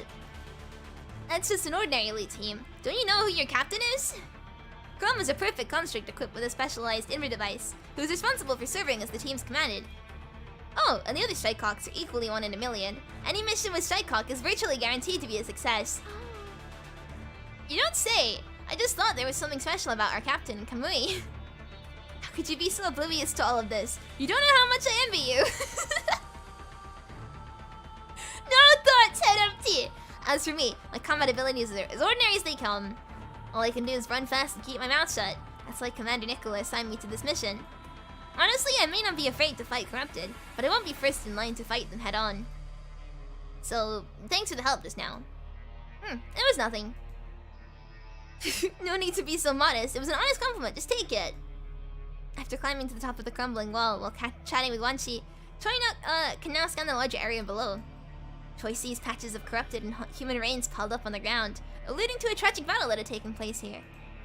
Choi bows his head in a moment of silence, then jumps down from the crumbling wall and continues onward. Surely enough, the city was lost during the post-pandemic age too. It seems like this bloodbath here are the real reason why I won't step foot on the front line. It's ridiculous that soldiers pay their lives in exchange for total retreat. We're supposedly bound by duty to carry out orders. But every time I see these scenes, I still can't help but ask these questions from the bottom of my heart. However, the answer to these questions are even more troubling. Troy smiles somberly, then tapped the position of his temple, causing a fluorescent panel to pop up in front of his eyes. It's not here either. Wanshi, when will this endless war end? I don't know. What a pity. If one person dies on the battlefield, they're a hero. 10 people, they're martyrs. 1 million people, they're just a statistic. We already sacrificed so many people. Is it true that our mission will only truly be complete once we achieve victory and humanity has taken back Earth? I don't know, but I had a dream about us winning the war recently. A spark spreads from a faint orb of light, igniting change all around the world. Finally, the spark ignites the entire Earth, but gradually fades after burning. Even if we win a temporary victory against the corrupted, the punishing virus won't be eradicated so easily. It was just a dream, though. It's just not a dream. The punishing virus has caught us off guard more than once. Just as human beings have spent millions of years building their own civilization on the surface of Earth. The punishing virus is also adapting and corrupting the land in its own way. We don't find a way to eradicate it. On conditions such as an environment and time aligned, one day the punishing virus will evolve into an existence beyond our comprehension. Well, but at least it hasn't come to that yet, has it? It's always best to plan ahead. We still need to live in the present, right? Sure. The calm link becomes silent again. Thoughts fill the minds of Troy and Wanshi. They continue to perform their respective tasks in radio silence. So cool. Wanshi is so cool! Oh. Looks like the battle here was especially brutal. Even the foundation is deformed. After confirming that there are no signs of life up ahead, Troy puts down his scope and walks out of the corner of the ruins. Wanshi, everything checks out on my side. I'm going to head down to the tilted foundation and investigate. Alright, I position myself in a vantage point nearby. Hiccups, help! Well, that was fast. That just means I can kick up my feet sooner. Troy checks Wanshi's coordinates on his panel, then looks up to see a sniper rifle nested within a hole in the wall above. Wanshi leans up against the wall and yawns. Now I'm getting tired, I don't know! You've been setting me up and now I can count on you. Troy leaps forward and arrives at a cluster of buildings under the deformed foundation. But you noticed it too, didn't you? The marker for the file we've been looking for is flashing in the ruins. We'll finish our mission once I collect it. Copy that. Let me check the scan. Alright, I should be able to enter from here. 2 collapsed stone slabs on the left and right support each other, forming a space just big enough for one person to enter and exit. Troy kneels down under the stone slabs and steps into the dark ruins in front of him. However, this is Troy! I'm so tired. Just as Troy wants to move on, he comes into contact with something hard. Huh? My panel isn't showing anything on the display. Scussa, outsiders are not permitted to enter. Who's there? Troy, get out of there! Strong shock interrupts Troy's conversation with Wanshi. The building ruins that Troy entered suddenly shake violently. We fighting? Oh no. Rubble and steel bars collapse for the second time. Troy and debris fly out of the collapsed ruins and hit the opposite building, stirring up a cloud of smoke and dust. A dark figure exits the collapsed... Oh boy, he's tanky! Exits the collapsed ruins. The mechanical grinding of the machine parts can be heard from his torso. He looks really cool. Wanshi's vision module could only detect an intricate machine, and a head tightly bandaged as if out of punishment or atonement. But Wanshi and Troy's panels pick up nothing on the scan. The Babylonian equipment is useless in identifying the figure. No corrupted response, no concert response, not even a human response. The flashing lights in their scanners indicate the equipment is operating normally. The position where the figure stands is devoured by thick darkness. Even light cannot escape. The moonlight and remaining light within the ruins do not reflect any color. This is the first time I've seen someone this strange. Troy! Troy! Wanshi, I'm okay, that thing. That's what we need. The dark figure inserts a chip into its chest, causing the mission icon to flash in their display panels. Seems like we have our eyes on the same file. Unfortunately, I cannot let you have it. I went through a tremendous effort to unlock Gestalt's encrypted lock. Who are you? Just an insignificant gear. My job is to ensure that all operations run smoothly. Suspicious. The dark figure replies and walks toward Troy, who fell in the ruins. The gravel at its feet vibrates, with each step like a pounding drum. Step away from him! Wanshi quickly repels down as he empties his clip. Silver lights rain down on the shadow, only to be deflected in the air by blue lights. Is this threat? It seems that you can't simply die without pain. Troy, hold on! Outsiders must be purged. Not if I purge you first! Is this a Metal Gear? No! No, it's not the Joker. It looks more like a Warframe! Oh, audio broke out. That hurt my ears. Need to move away from it first. What's that? Oh, it's really cool! Run away! Okay. Up from this distance. Wait, how do I... Go to the Halo point to snipe the enemy? What? I'm very confused. Oh. Ah, okay, I see now. I hit the head. Oh. One shot, one kill. Pew!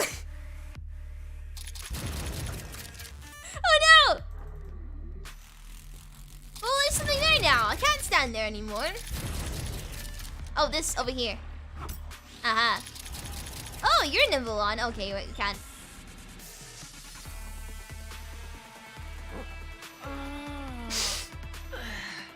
Wanshi, please! Can you go 3 seconds without moaning into my ear? It's another Widowmaker line. No one can hide from my sight. Pew! There we go. Not even a scratch. Well, goodbye.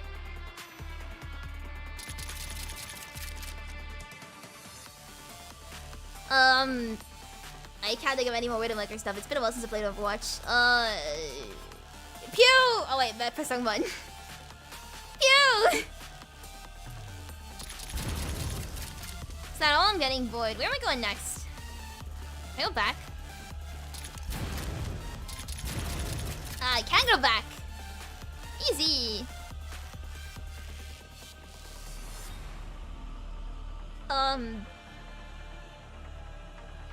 Pew. Oh god.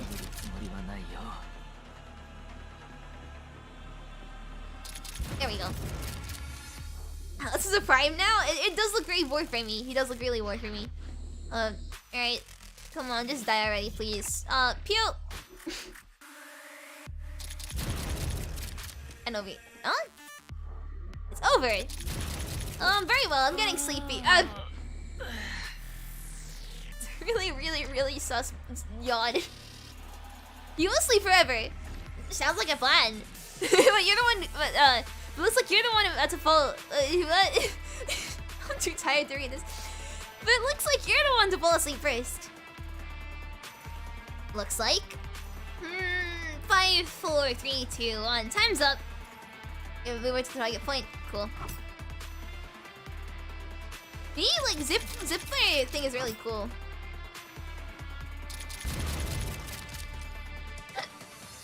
I can't move. What have you done? Just some trivial work. Impossible. Good night, big fella. He is so cool. Look at him go! Yes! I'm coming right now, Troy. I'll heal you. Wait, why is this my cursor? Sorry to trouble you again. No, let's come heal. Let's go heal. I'm a medic. Let's go heal you. Whoa, whoa, whoa, whoa. Eh? Wait, did I say it's over? Oh god damn it! What? Stop voting, Wanshi! Where is he?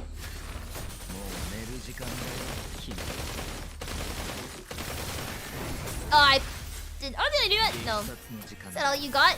What's he doing? What? He just one-shot me! Buonanotte, bloody humans.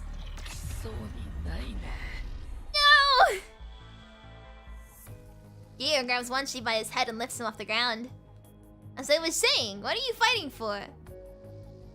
Wanshi's lips move faintly, spitting out vital fluid on the gear. He cannot see the figure's expression, but he can see the light source on his body gradually changes from fluorescent to dark red. I think you annoyed him, Wanshi. Ah, how blasphemous and banal. Gear slowly lifts up Wanshi, then throws him onto the ground, cracking the ground from the force of the impact. Wanshi's body slightly bounces into the air from the impact, just as he is about to land, Gear catches him by the left leg. Endeavor is deprived of faith for merely mundane shells, vulnerable and meaningless. How disappointing. Gear speaks, slamming Wanshi to the ground, on both sides like a doll in the hands of a child. Gear lifts Wanshi above his head, and slams him down again! You may be weak, but you still managed to withstand a beating, foolish one. This continues for some time, but the thrashing from Gear appears to be slowing. Gear looks down at Wanshi, clenched within its right hand to discover that it is covered in a layer of frost. Wait a second! Due to the numbing cold of the frost, it had no idea that the layer of ice had formed. Although it is not thick, the ice affects its ability to control its limbs. Oh! Big brain! Wanshi lifts his right leg and delivers a powerful kick to Gear's forearm. Coupled with the numbing frost on the joint of its right hand, Wanshi is finally able to free itself from its clamp. He's so smart! After seeing Wanshi break away, Gear immediately swings his left hand to catch his prey again. Falling to the ground, Wanshi shoots a silver orb of light at Gear's head. Right as the orb of light is about to land a direct hit, Gear turns its head at an awkward angle and deflects the shot, barely grazing the armor on its cheek with a trail of glistening sparks. The beam offshoots into the sky. Is that all? Trivial scum! Grievously wounded, Wanshi smirks as if to indicate the attack was not trivial as Gear was led to believe.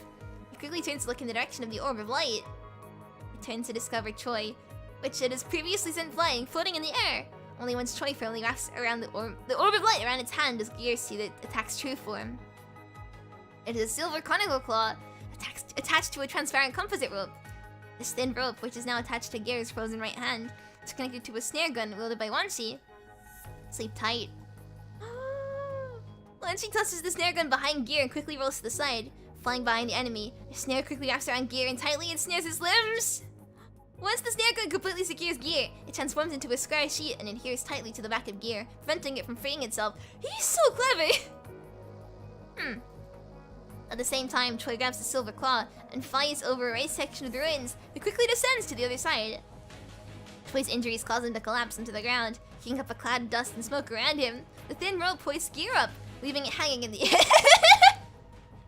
Yay, we got a pinata, let's go! I hope we can, like, bring out the bats and start hitting him until, I don't know, his insides come out. That'd be really cool. Dragging his left leg, Wanshi limps over to Choi and helps him up. Choi plants the claw into the floor, and Wanshi drops a frost grenade next to the claw. Right as Wanshi and Choi leave, the grenade activates and freezes the claw to the floor of the ruins. Looks like our equipment won't hold that much longer. Have you relayed all of the enemy intel? No, I can't seem to send it. Seems like something in the area is jamming our signal with Babylonia. Choi points up, but as Wanshi looks into the direction of his finger, all that can be seen is the thick cover of the night that has imprisoned the entire area in darkness. Moonlight tries to pierce the dense layer of clouds, but only a dim glimmer of light reaches the ground. Nothing on the scatter. Maybe it's the same composition as the thing back there. Initiate emergency evac plan. See that fork up ahead? Let's split up there, then meet back at the evac point. Alright, got it. Sync up the time. 0043. 0043. No problem. ETA for the evac point is 3 hours. Give each other a 5-minute window. Which calms to stealth mode in 5 minutes to prevent us from being followed. I feel like Troy probably won't survive if we split up. So I'm just gonna prepare myself in case he doesn't. After Wanshi gives the two of them basic first aid, they lean up against the corner of the building, separating their paths. The air is so quiet they can hear their breathing. Signal off, entering stealth mode. Ditto. After the final confirmation, Troy and Wanshi get up and break off in different directions. Right then, Wanshi hears Troy's voice coming from behind him. Wanshi, don't get yourself killed. Right back at ya. Be aware. Yeah, I'm staying like conscious of the fact that Troy probably won't survive this. If I had to guess. After saying goodbye, they part ways in the moonlight and walk toward the dark ruins before them. The ice crystals begin to gradually melt under the high temperature generated by Gear. Clenching its right fist, Gear breaks the composite rope, ensnaring its body, and smashes into the ground with a heavy thud. This is like a language like do not speak, and I feel like I'm butchering it, and I'm sorry to anyone who does speak that language. I am just stupid. Run if you so dare, wretched fools! Preparations must still be made for the path that will lead us to Sage. After losing its counterweight, the rope snaps and falls limply to the ground. Gear throws the composite rope up, still clinging to its body aside, and looks in the direction in which Troy and Wanshi had left. This may take longer than anticipated, but all potential threats must be eliminated. Wanshi arduously makes his way through the abandoned city and crater-filled streets. Moonlight cascades on the broken buildings, casting overlapping shadows like the tenebrious depths of a lake. The night breeze passes through an open building and blasts Wanshi with hot wind and gravel. Ravaged by war, buildings throughout the city have toppled to their foundation. Some are no longer covered by roofs, others are now only empty shells. The disjointed buildings that still remain standing appear ready to collapse at the slightest gust of wind and sand. The monotonous scenery continues to extend in front of Wanshi. No matter where he goes, he sees similar ruins. Looks like the painkillers have stopped working. The dormant pain begins to resurface, disrupting each of his data circuits. The severe pain causes Wanshi to stumble to the ground. Wanshi, now's no time for a nap. Keep going, or else Chrome's gonna yell at you again. But I'm spent. Wanshi's eyesight begins to tremble slightly. The sound of the wind in his ears becomes distant. He feels himself drift away from the world like the sensation just before falling asleep. Now is not the time to sleep. I can't. This is really relatable. I struggle staying awake too. Right as Wanshi's body is about to forcibly shut down his vision module due to his injuries, a figure appears before him. Oh no. Who? A human? No. I must first... The stranger walks closer, but his voice becomes more distant. All Wanshi can feel is endless darkness. Huh? Huh? This is interesting! I'm betting Langston Smith's name on it. What? The light blue flame at the bottom of the transport craft burns up the debris on the landing site, creating a circular area for hovering. The wind pressure generated by its hovering blows the clothes worn by the construct sitting on the ground. This is Mother Goose 3! Sorry for the wait, Kamui. Kamui! With his great switch up his back, Kamui stands up and smiles at the transport craft as it lands.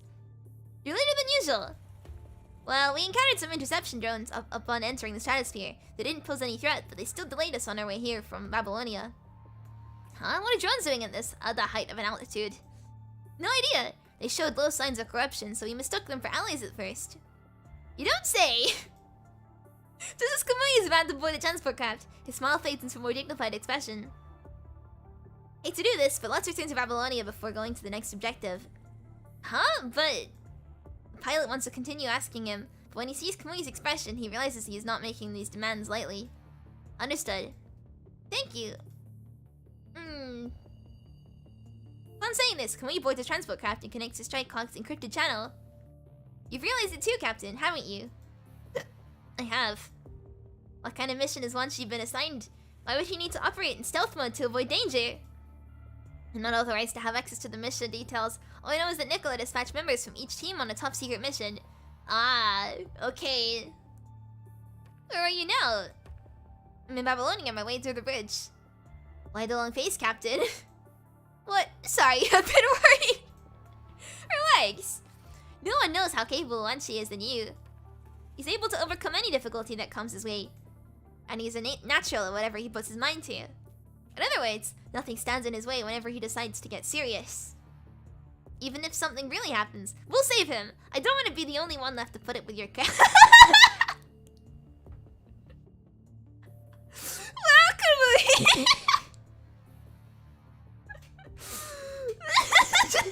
It goes both ways.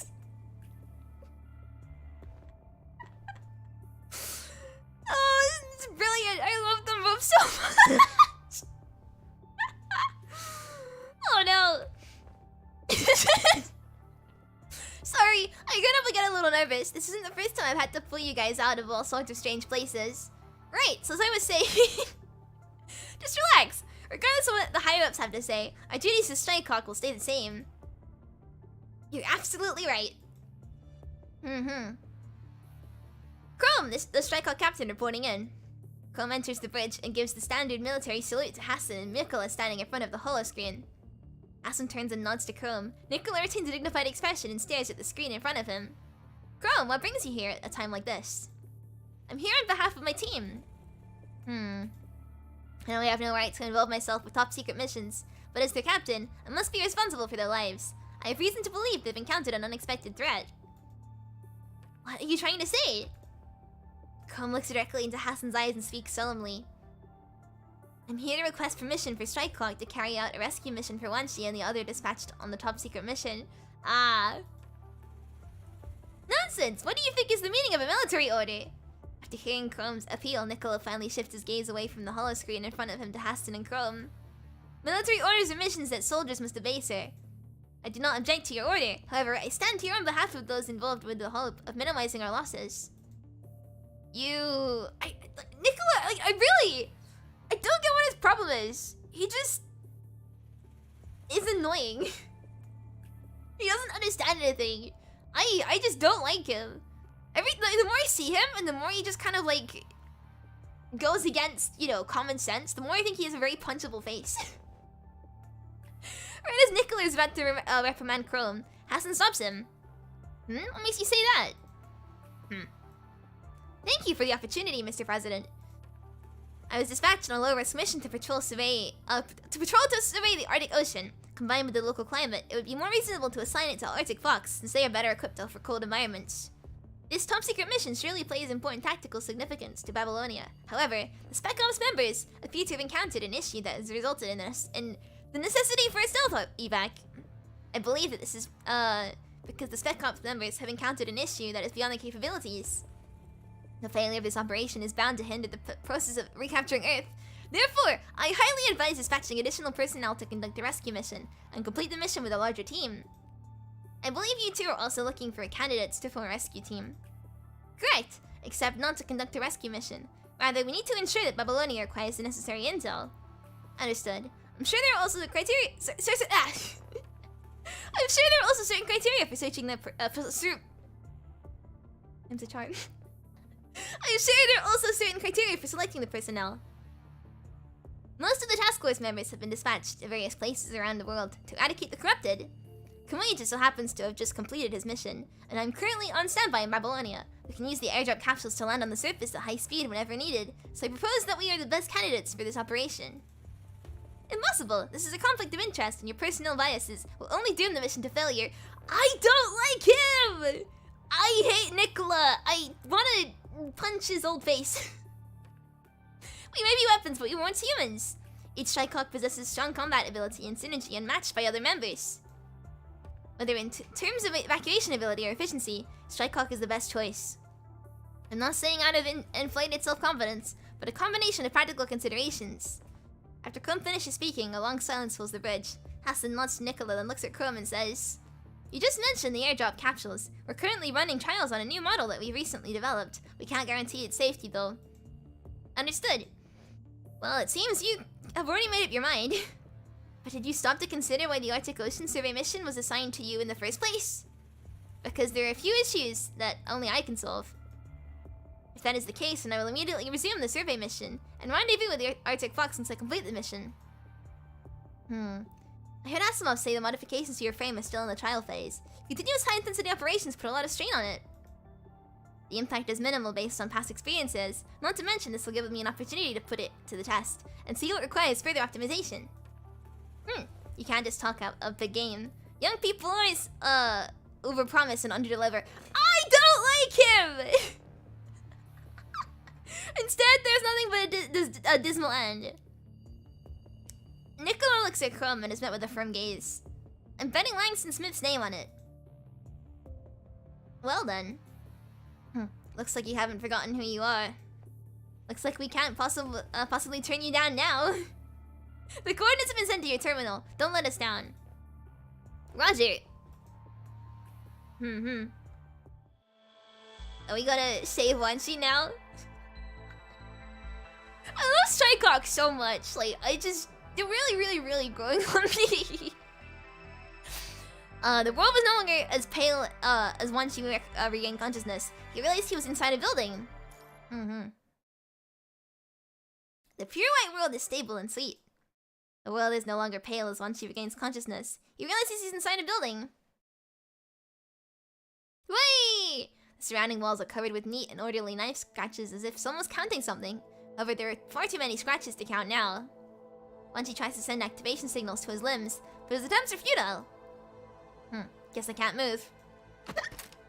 When Wanshi tries to assist the damage to his body, his vision is filled with a black hole of a muzzle.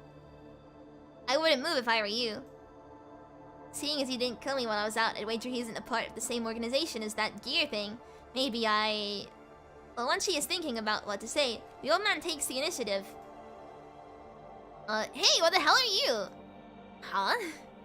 You look like a human, but there ain't a single human thing about you. You're obviously a machine, but you ain't acting like those crazy... What would that word be? Oh, Dante? No, this is not... This is not Dante! Oh, no. You ain't acting like those crazy... What swear word would be there? Those crazy fuckers wandering around outside. Who are you? What you doing here?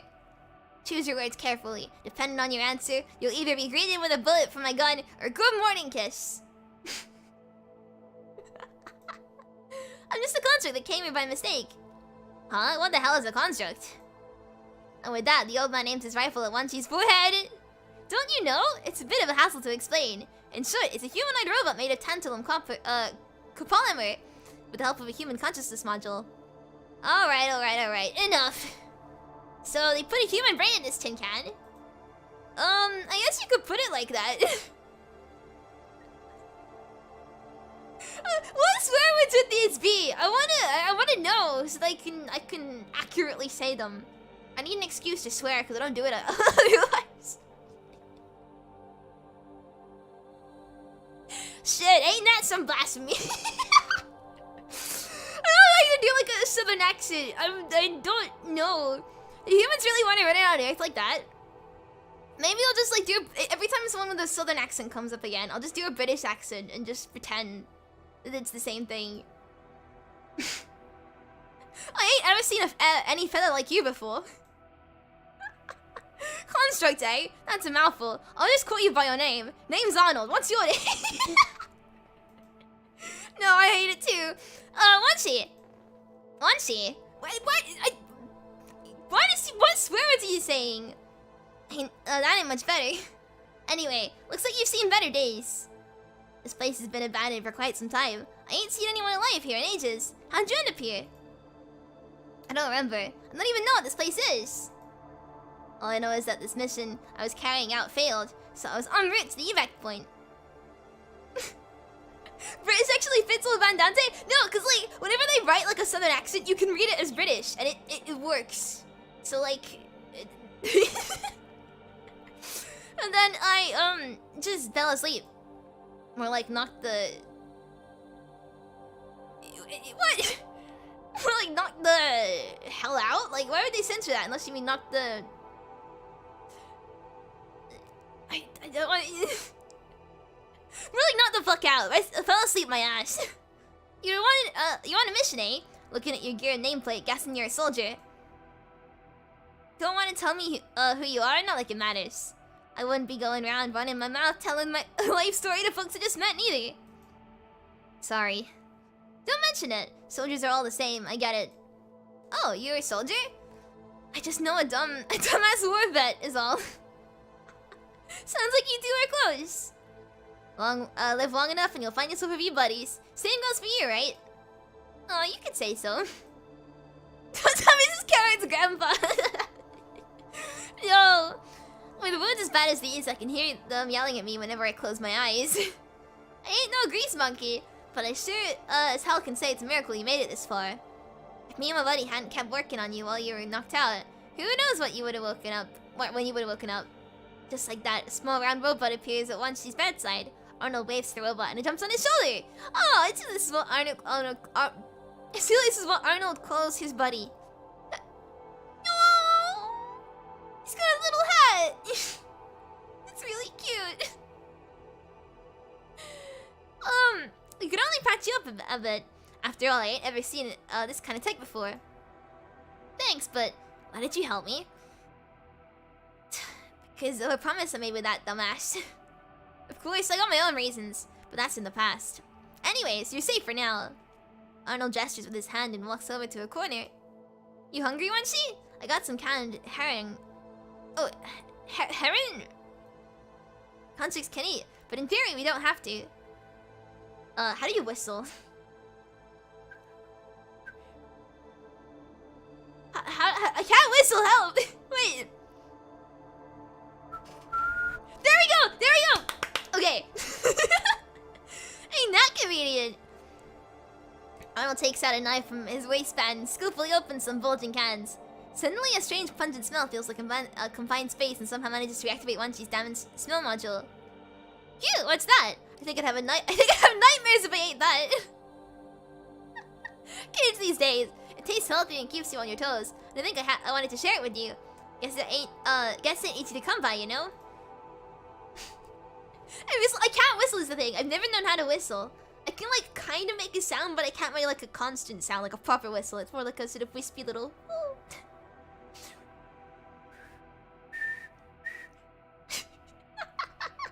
I'm trying. Now it ain't like what it was in the past. When I'd eat, I set up a table outside and asked my buddy to play my favorite bass tunes. I'd eat herring with crisp bread, potato and butter, listen to tunes, and kick up my feet in the evening breeze. Now people making a ruckus, and none of these buildings blocking my view of the sky.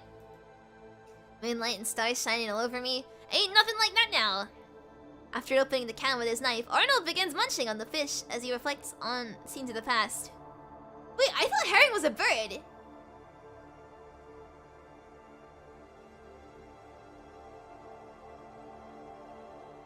Am I stupid? I think I am.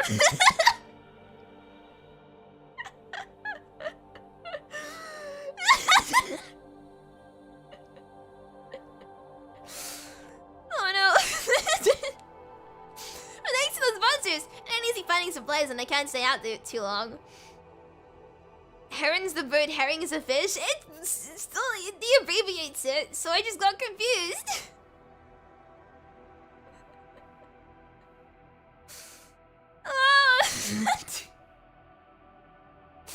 I'm sorry for being an idiot. Oh wow, I can't even imagine. It's normal. A lot of stuff you gotta see for yourself. Arnold smiles and puts the last piece of fish from the can in his mouth with his knife. Just then, once he notices the spirit bot on Arnold's shoulder shudders slightly. Why is there always gonna be problems when I'm eating? What is it? Ain't nothing. I gotta go out for a sec. Really? At a time like this? You betcha! How else would an old man like me still be around? Arnold grabs his rifle, climbs up the ladder on the wall, opens the closed hatch above his head, and leaves the room. Well, I guess I'll take this time to... Right as Arnold leaves, Wanshi closes his eyes and begins to run diagnostics on the extent of internal damage. Has the damage from the battle and the side effects from the temporary blockage now completely blocked by my internal crystal circuits? What a drag! Looking around, a cloud of grey and yellow dust fills the underground space. The only light within the room comes from the beta lamp overhead. On side of the room, parts are stacked on what appears to be a mechanical workbench. However, the layer of dust indicates that these items have not been used in quite some time. I wonder if Choi has reached the evac point safely. After thinking for a while, Wanshi shakes his head and closes his eyes. Well, looks like there's nothing I can do right now. I guess I'll just kick up my feet for a while. Oh no, zebra. We don't talk about the zebra incident. We don't talk about that. I'm back, miss you, kiddo. Hey, Arnold! Oh, you're back. Arnold's loud voice wakes up Wanshi, half awake. Wanshi barely manages to open his eyes and look in Arnold's direction. Oof. Today took a little longer than usual. Where's the boba gone? After climbing down the ladder, Arnold throws his rifle to the side and collapses on the shabby sofa in the corner. Don't know why, but there are more of those damn monsters wandering around outside than ever before. They're wandering around like a herd of sheep. Could it be? Don't worry about it. I took care of them already. Arnold reaches for his windbreaker and quickly points his finger out in front of him like shooting a gun. Oh, that's how Bacchus used to do this. Oh, you don't say. You kiddos don't understand why women used to fall head over heels for this kind of thing. Arnold's mouth goes into a half-hearted smile. He crosses his legs and reclines on the sofa. I wonder if these monsters are acting so strange. Has got something to do with labeling you as some sort of fugitive. Do you want to know what the zebra incident is to spare you? No, it's not bad, it's not bad. So, the zebra incident. I was playing Big Brain Academy, which is like a sort of, you know, see how smart you are kind of thing. And I had to like guess what an animal was, and I thought it was an ostrich, but it was a zebra. I was just staring at it for like 20 seconds, like, what is this? And then I finally realized it was a zebra. Thanks for the link, Crunchy. Yeah, I think this place is going to be crawling with that danger here soon. You leave while you still can, Arnold. Who the hell do you think I am? Think I can just leave you here in your condition and save my own hide? But you don't have to do it, for a stranger. I don't care even if we just met. I ain't gonna do it. Do you know what it's like living in a prosperous and bleak metropolis? City folk turn a blind eye to those around them. That's how awful society was like during the Golden Age. People used to care about each other. You won't read about that in those data files of yours.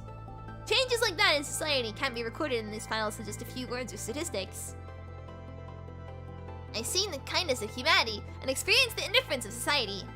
Human society flourished for a time, but then they became indifferent to each other. I can't watch people survive in such indifference and selfishness. I ain't gonna join them, and I sure as hell ain't gonna be like them. But that don't mean I hate humanity. Quite the opposite, actually. We can't just give up on others, no matter who it is. Calling it escaping sounds nice, but it's really just weakness. I don't want to see this kind of weakness in humanity, so that's why I live here alone with my buddy. But I still can't sit by and ignore the lives of others. Aww, so you see, it's just the two of us who are gonna get out of here alive. But I know you can't move in your condition. So how about this? I fix you up and we get the hell out of Dodge. Huh? Don't underestimate this old timer. I used to be a doctor. That's how I managed to modify this old body of mine and keep it up and running for so long. Arnold walks up to Wanshi and lifts up his coat, revealing numerous surgical scars covering his body. I see. But it ain't easy operating alone. That's why I built my partner here to lend a hand. Aww! Arnold straightens out his clothes with one hand and pats the sphere bought on his shoulder with the other. Well then, tell me what I need to know to get up in there and fix those nuts and bolts of yours. I can't just go in blind. I want to show you my handiwork. Arnold does off the workstation and wheels it over to Wanshi's bedside. Like you said, time is of the essence. Let's get this over and done with. Aww, you're good friends now. It's nice. The white city continuously altered its shape, reflecting sunlight shone from above, unveiling a blue ocean of data behind it. Arnold just incredibly based. Arnold is really nice. Really, really nice. It's really nice having like an actual wholesome interaction in this game. And it's not sad, let's go! The mechanical arm on the workstation swings back and forth as the sphere bot hands various tools to Arnold. 3 centimeters to the left. Cut the artificial skin, then open the upper mechanical cover. Is this it? Yup. Sure is some mighty fine craftsmanship. Well, it came at the cost of a lot of research and sacrifice. I see. Guess it ain't easy being a construct. I had no idea technology in the outside world would come this far. Huh? You don't know what's going on in the outside world? Don't know? Don't care. I mean... that is an incredibly based way of viewing things. I don't know how long it's been since I left society and started living by myself out there. Out here in no man's land. All I remember is opening my hatch one day and the whole world had changed. See this hand? I amputated it when I got infected and started to fester. That's why it's modified the way it is now. Luckily, this pile of protective gear only came at the cost of a hand. Wow, impressive! Of course. Who the hell do you think I am? Who hadn't heard of Arnold back then? Listening to Arnold speak, the spirit bot handing him tools suddenly kicks him in the face.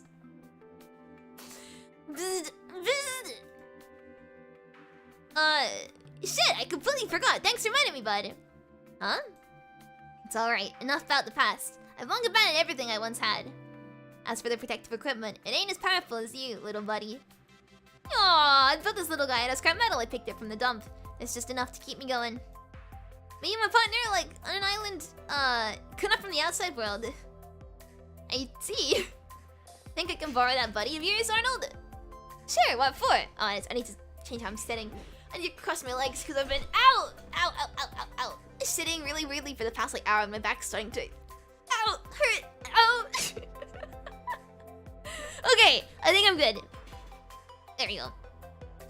Arnold stops his work and grabs the water bottle from the cabinet off to the side. He squeezes it into his mouth, but only a few drops dribble out. Oh no, is he out of water? I should probably take a sip soon because I'm kind of thirsty. After that, Arnold throws the water bottle aside, then grabs his spear bot off his shoulder and tosses it next to Wanshi. Try connecting it to my temple. Like this? Arnold puts a connector from the back of the sphere bot and touches it to Wanshi's head. You'll never understand how Ebi can inflict pain on herself by sitting? You have no idea. I sit like a pretzel. It's not healthy. The surrounding environment suddenly changes. The dingy underground room becomes a spacious white city. The bricks and stones that built the city pour out from the ocean above, pass through Arnold and Wanshi, then splice into various buildings within the city. The architecture changes style continuously. In an instant, the city goes from magnificent European halls to modded urban ruins, and to a blood-red dead zone. Light and shadows alternate rapidly in the city. The boundary between day and night begins to blur. The white city continuously alters its shape. Refracted sunlight shines from above, unveiling a blue ocean of data behind it. Various buildings and images reflect in the ocean, waiting for the two drivers to give instructions. Huh? Well, I don't think this will give you a glimpse of the outside world. What's this? Is this what the city looks like now? Is that the ocean up there? Well, that's the data stream up there. It just looks like the ocean is all. Arnold is stunned for a moment as he scans the changing scenery around him. Survey work is tedious, so I asked someone to modify the projection recording function. I can basically reproduce what I've seen from the data stream overhead. That sure is convenient. You can even see... Arnold shakes his head, aware of what he was about to ask. Forget it. I stopped caring about the past ages ago. He's Hikigori confirmed! Very relatable. Show me where people live now. Oh, Babylonia, show Babylonia! The surrounding city folds in on itself, revealing Babylonia! Well, the old cities were mostly destroyed by the war, so everyone basically lives in Babylonia. Babylonia? I thought it was only under development, not that it was already finished. Good thing you know about Babylonia, saves you from having to explain it. It's amazing. Humans have ascended to the heavens. Heavens? I guess you could say so. In short, human beings live, develop, and proliferate in preparation to recapture Earth at every moment. The scene of Babylonia gradually transitions to display the flow of people and conscript soldiers being sworn into action. On the other side, cities have devolved into battlefields. Conscripts continue to charge corrupted, fighting, and dying in battle. Scenes of devastation appear around Arnold and Wanshi. Survivors and conscripts fight bravely against the corrupted, unleashing destruction on the surface. Is this really the world we live in? Why are we trying to recapture Earth? Why? I still don't know the answer to that question. You've thrown yourself into this war and you ain't got an answer. Is it because you're looking for one? No, I don't think so. Oh. Goodbye, Arnold. Without the help of the sphere bot, Arnold has to get the repair tools himself. As he looks for tools, he says... Then why recapture this sick planet? Sick? You mean the punishing virus? No, the planet was sick long before that. The cities and societies of the past were all sick. Maybe the virus and monsters that are now spreading outside are punishment for the diseased society of the Golden Age. While mankind enjoys a prosperous life, it breeds a source of disease known as corruption and degeneration. Does humanity really need to return to this planet? Maybe we should focus on tomorrow instead of the hopeless things of the past. What's the point of sacrificing so much to recover Earth? I think it's so mankind can return to Earth one day. Do you want to return to Earth? Do you really want mankind to have another Golden Age? Finally finding the right tool, Arnold returns to Wanshi and continues to work on the next section of repairs. Honestly, I've had my doubts on the collective goals of mankind for some time now. Humanity's path to achieving their goals is paved in whitewashed lies. Yet we continue to work toward this goal. Just like before, huh?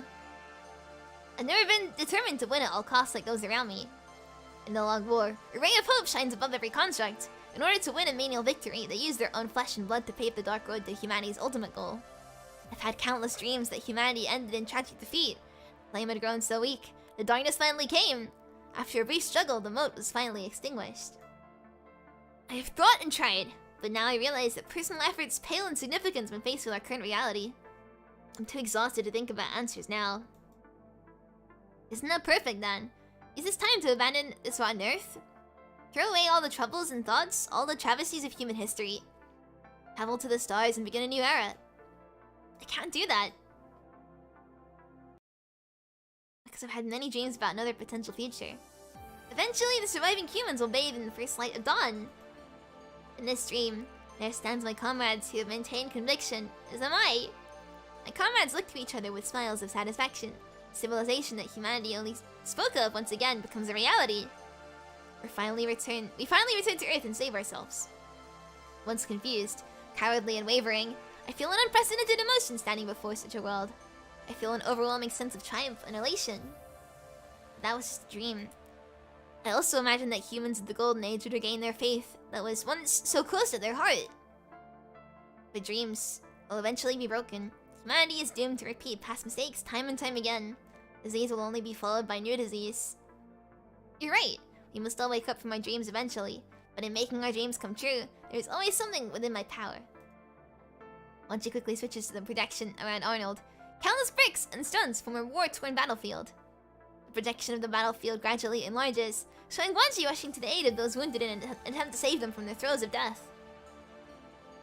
And if we stop here, are we not betraying our comrades? The same comrades we have fought with to achieve this dream?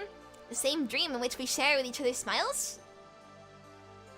Looks like you got more moxie than I thought. Find something you can do yourself, eh? Nothing great or noble, but a way of life you can live in your own right. Yeah, this way of life might be a little selfish. But I hurt a lot of people and constructs in the past because of what I've done. So what? Who cares? Everyone has their own way of living. You and me both. I was alone during the Golden Age. When I came here to get far away from society, I knew the outside world would criticize me. But had I not left, I probably wouldn't even be here speaking with you. Ain't no one got the right to talk shit about a life of selfishness. In the end, it just depends on your cough, or is that even actually coughing? Smiling only. Okay, easy. Oh god. I see blood around him. I actually need to cough myself one sec.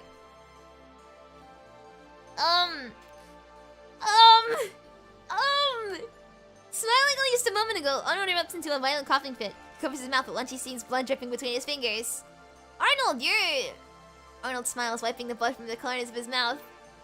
He continues using the tool in his other hand to connect the exposed mechanical circuits. Ain't nothing to worry about. I'm used to it. Looks like one of my organs is on the fritz again. Again! Once you finish mixing me up, why don't I return the favor and see what's wrong? You know what the hell you're doing. I've had some training in first aid. Let me fix you first and we'll go from there.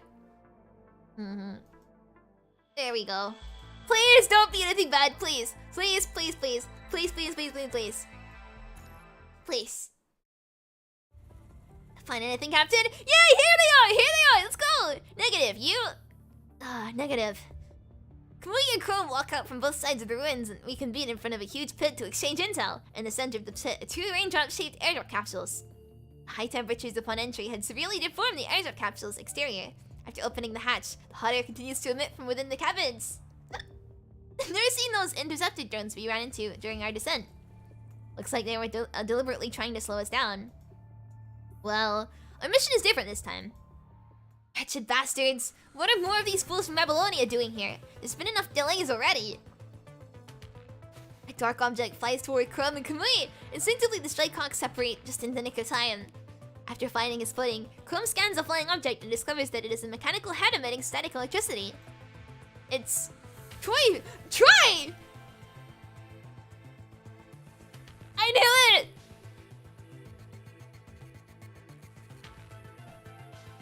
Well... well, I mean, I was prepared at least.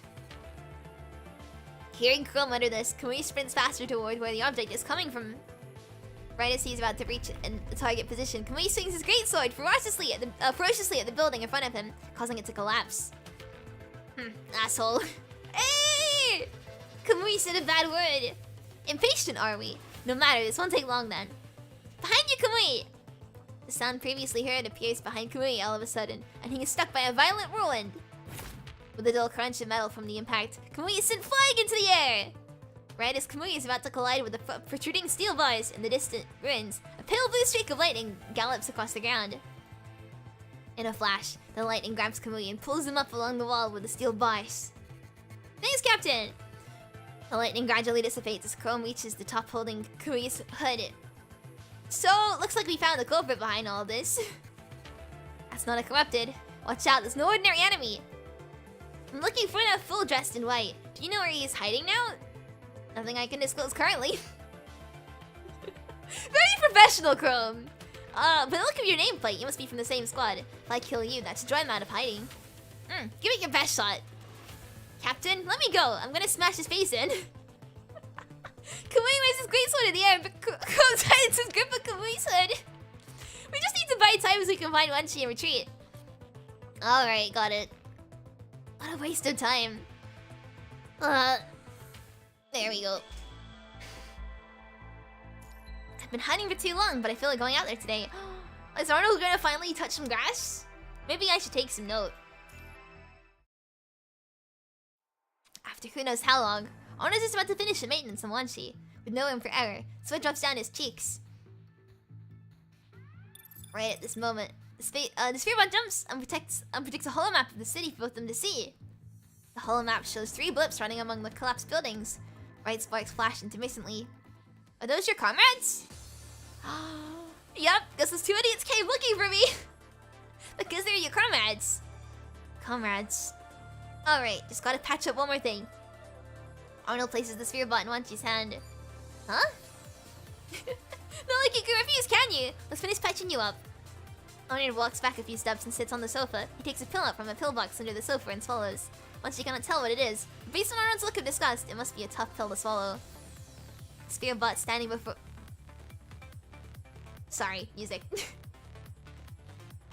spherebot standing before Wanshi slowly opens up a series of connectors to extend out from within and connect with Wanshi's external ports. Wanshi can feel the robot's energy pour into his body. With Arnold having fixed his external damages, his lack of operating power is restored with the help of the robot. It's been ages since I've had talked with another person. But his power is... Think of it as a gift for showing me the outside world. Don't like, oh I know there's nothing. I don't want that power going to waste. It's broken beyond repair anyways. I want to give it all to you. Not to mention, we'll have a better chance of both of us getting out of this mess. I see. Alright, now it's my turn. Let's see what organ is damaged. Wanshi stretches his hand and feet. With his limbs functioning normally, he gets up and approaches Arnold. However, Arnold reaches his hand and gestures for him to stop. There's more important shit to do than look after me. You saw the holomap. Your comrades are in trouble. We need to help you though. Let's go. Show me kind of what we live in now. I have been hiding for too long, but I feel like going out there today. Alright. He's finally leaving his... He commemorates... Hey! 420! Nice.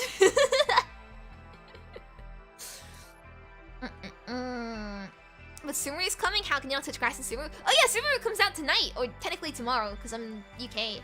I'll be streaming it, like, early in the day. I'll figure it out, but... Hey, we have the full squad together! It's the whole strike cock, let's go! I'm excited. The moon once again hangs in the night sky. Wanshi helps Arnold open the pressure valve and return to the surface. Following the sound of a building collapsing in the distance, Arnold pats Wanshi on the shoulder. The boy band, no! Get going. I'm gonna be right back, Arnold. Arnold merely nods in response. Wanshi checks his equipment and sprints off into the distance. If Arnold doesn't survive, I'm gonna be angry. The clashing of metal on metal echoes throughout the empty city ruins. Blue, gold, and black figures were entangled in a battle. The sheer force of weapons colliding turns the surrounding gravel into dust. Chrome and Kamui try to distance themselves from the onslaught of close-range attacks from gear. However, they were only met with a barrage of bullets from its heavy machine gun. Following the barrage of bullets, Gear unleashes another flurry of close-range attacks. Chrome and Kamui grit their teeth as the enemy suppresses them with wave after wave of relentless attacks. It's my cough. This bastard is on a whole other level. So, okay, right. They censor ass, but they don't censor bastard. What? What censorship is this? They censor ass, but they don't censor bastard. Okay. We can't be defeated with this easily. Come on, let's keep going. Fools, why can't you just embrace death and wait with us for the sage to return? Kamui and Chrome respond with the two-pronged attack. The great sword and the scythe slash in concert, only to be caught firmly within Gear's grasp. But Millennia couldn't have fallen this far, could they? Seizing the Gear's moment of arrogance, Kamui blocks his punch with his greatsword and follows it with a spinning slash from below. However, Kamui's greatsword is once again firmly blocked by Gear. Unable to respond in time, Gear throws a punch straight at Kamui's face. The force of the blow sends Kamui flying into the side of a building. Kamui! Chrome waves his scythe to distance himself from Gear and quickly retreats. But his retreat route is immediately blocked off by a burst of black energy. The image of Gear gradually disappears in a devastating strike. Hurls straight towards Chrome. Over here! Before Chrome can react, Gear grabs him by the shoulder and pulls him into a forceful knee. To the abdomen. Ah! Vital fluid spews from Chrome's mouth. No! But at the moment, a huge rock flies towards Gear. Extending his hand towards the approaching rock, it becomes a heavy machine gun that shreds the rock to pieces with a burst of gunfire.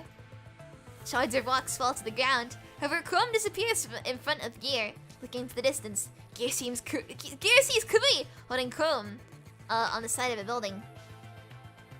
Are you okay? I can still move, don't worry about me, Captain. Chrome smiles bitterly and wipes trace amounts of vital fluid from the corners of his mouth. My frame still needs to adjust to the adjustment. That thing can fight close range and at long distances. Looks like we got ourselves a dilemma. We're up against a tough enemy, but that doesn't change our objective. Yeah, you're right. We need to find that idiot we've been worried so much about and finish the mission together. Still holding on to unrealistic fantasies? Another round of strafing voices. Chrome and Kamui behind a section of the ruins. A few seconds later, the ruins they are hiding behind are smashed to pieces. Gear's dark figure appears in front of Chrome and Kamui menacingly. The sound of rapid bursts accompanied by sparks follow a series of blows. An exchange between the three of them. A whirlwind of blows from Gear continue to press Chrome and Kamui, gradually tearing at their artificial skin. It's over! Oh no. Right as Gear blocks Chrome and Kamui's attempt at a counterattack, it declares victory against its defenseless opponents. I need to cough again, one sec. But upon finishing the sentence, a silver flash appears above them and intercepts Gear's next attack. Wanshi! Captain, look! Look at that smile as well. Isn't it the person we've been worried sick? Oh, if you finally come out of hiding, it indicates you'd still be operational after sustaining such heavy injuries. Several silvery white orbs of light ascend from the sky, forcing Gear behind cover a few meters away. The orbs of light splash on the surrounding ruins, stirring up a faint white mist. Enshrouded in the mist, the tired looks of Kamui and Chrome show faint signs of relief. The cavalry's finally arrived! Wanshi lands between the three figures. Gear prepares to take out his gun and shoot, only to be interrupted by Wanshi's grenade. When the grenade detonates, a large of mist and smoke fill his face. When the mist disappears, the Strike Hawk trio is already standing on a building far away. Getting here has been quite the pain in the... Let Wanshi say yes! He can do it! He should be able to do it! Anyway, I made it! Took you long enough. At least you're back. Vermin will always be vermin regardless of how many there are. Do you three really think that'll change? Captain, this mission is wrecking my overtime. I'm gonna need some time off when I get back. I'll consider it. What about me, Captain? Will you be staying put in the base? Fair enough. How dare you assume you're getting out of here alive? Where Kamu? Yeah, we need Kamu! Where's Kamu? is he up to? What's he doing? Gear shouts angrily as it shoots a barrage of bullets at the Strike Hawk trio. However, the bullets are deflected by Wanshi before they hit. I don't care what you've done in the past, but now you appear before me and threaten those I care. That means I got you in my sights. Look how angry he looks. It just... Sorry, the music, but like... It looks so cool. Looks like you need to start trying a little harder. Oh, I was enjoying that. Arnold leads against the ruins while the sphere bots protect the distant battle. A white, blue, and gold figure quickly move around the dark figure at the center. The dark figure, which had been suppressing the trio, was beginning to show signs of weakening. Now the trio is continuing to force its retreat. Are they what's living on Earth now? With a steel body like that, you could easily do so many things far beyond the abilities of us ordinary folks. They continue to feel the emotional effects of battle. They feel confusion and pain, yet they continue moving forward. Never abandon your comrades. Never abandon hope. They ain't different from us humans. Hell, they're even more human than us in some regards. Are you sure you want to stay here all by yourself? It's Hans. Wait, it's Virgil and Dante together. Let's go! If you come back, maybe the military can even provide you with shelter on my behalf. You know that ain't gonna happen, dumbass. Get out of here. I don't want to stay in your perfect image. Consider us even. I was a lone wolf during the Golden Age. I couldn't go back even if I wanted to. I witnessed the glory and corruption of this era, and the scourge of society spread throughout the world. The brilliant and wise elite rule at the top while everyone else struggles in the dregs of society. You and I both know the slums all too well. That's why I've chosen to live a life of an outcast. Who'd have thought an outcast like me would end up with this newfound sense of conviction? I hated the polarized and fragmented human society that corroded the will of humanity. It's gonna feel like them. It does! It actually does, though! It's Dante and Virgil! I wanted to prove that they were wrong. I tried my best to live isolated from the problems of the world around me. But now living has just turned me into lingering on and forcing myself to survive. The era I wanted to prove wrong had been washed away in a torrential current all of time. Humanity's time to shine is over. Now's the time to begin anew. Constructs? I guess y'all are what humanity should be now. Earth, they really ain't worth all this damn nostalgia. If we recapture Earth, then what? Rebuild the mistakes and madness of the past era? We're just souls unable to find solace in our inability to free ourselves from the shackles of gravity. But if we leave the decision to these construct fellas, maybe we can end this vicious cycle and guide Earth down a new path. Your attacks are futile! Gear swings its fist to strike Kamui again, but fails to anticipate him suddenly dodging the blow at the last second. Kamui sidesteps Gear, revealing a barrage of bullets from Wanshi. They fight so well as a trio. Useless. Gear raises its other hand to deflect the bullets, only to find that its entire body has been rendered motionless. When did this? The faint blue protection of lightning dissipates. Chrome reaches out his hand for support against the wall and gasps for air. Phew! But at this moment, even though Chrome is vulnerable to an attack, Gear is unable to capitalize on the opportunity amidst a barrage of bullets aimed directly at its head. His only option is to fall back. Just as Chrome is about to collapse from overexerting himself, Kamui appears beside him and breaks his fall. I'll dispose of the weakest link first. After being forced back, Gear turns to strike Chrome. Fortunately, the blow is firmly stopped by Kamui standing off to the side. The force of the blow pushes Kamui back several steps. His military boots leave deep gashes in the ground. I won't let you break through my defense. Gear lifts its foot to kick Kamui, but right at that moment, Wanshi knocks it off balance with a volley of bullets. The Strike Hawk trio's unrelenting attacks continue to push Gear back through the streets and buildings. You must be joking. Even the chariot! Gear raises his arms around. Gear raises his arms and deflects a bullet. Right as it's about to shoot back, he feels a gust of wind above him. Take this! Kamui raises his greatsword and slashes downward from a high above. As Gear retreats, the devastating slash strikes the ground, sending debris flying into the air. Gear shoulders the blow of the debris, then reaches out to grab Kamui through the cloud of dust. But as Gear traverses the dust, it's met with a scythe imbued with lightning. One cannot almost fire barehanded. Retreating a few steps, Gear manages to stabilize itself and catch the destructive impact of the scythe, right as it tries to grab hold of Chrome. He's interrupted by a barrage of bullets from the side! Gear tries to block the incoming barrage, but an ebony greatsword appears in front of it. Can't block this now, can you? The greatsword slices through the lightning and bullets, straight for Gear's head. Following a dull thud, a strike sends Gear flying across the streets and into a building. Is that all you got? After pushing off the stone slab that pinned it down, Gear slowly exits the building. A faint current envelops it. The slash from the greatsword should have smashed its frame. Instead, it only leaves a faint scratch on its helmet. Looks like we're back to where we started. Gear looks around to discover the trio had pushed it back to where Wanshi first made his retreat. It appears so. We're back to where you wretched dogs ran away with your tail between your legs. How sad. You'll lose here again soon, but you won't escape this time. Is that so? Ha! Who's to say? Are we fighting? Let's go! Let's go! I'm so excited.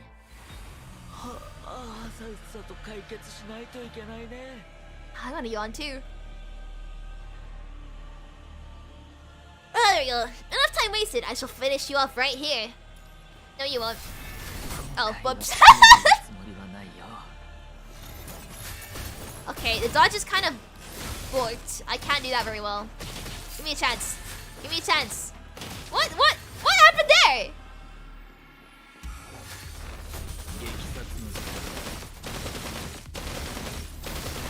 Oh, I timed that wrong. Oh no, I did it right. Cool. Alright. Come on. Which one's the... Okay, that's the... Which was the parry? I forgot. I'll just use Chrome instead. There we go! It's kind of loud, but it's okay. I'll just talk really loudly over the top of it. Come on, Chrome! Aha. Oh, wait. Well, there we go. Yeah, lowers the parry. That's it.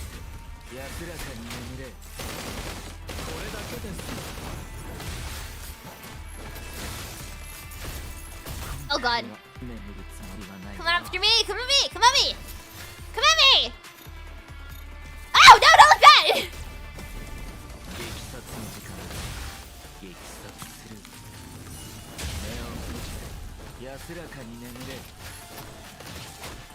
Come on.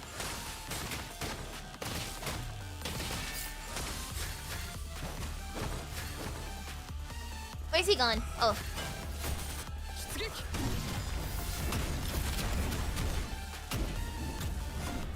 Come on, I want to try to do the parry thing again. Come on. Aha! Okay. I'm having too much fun with this.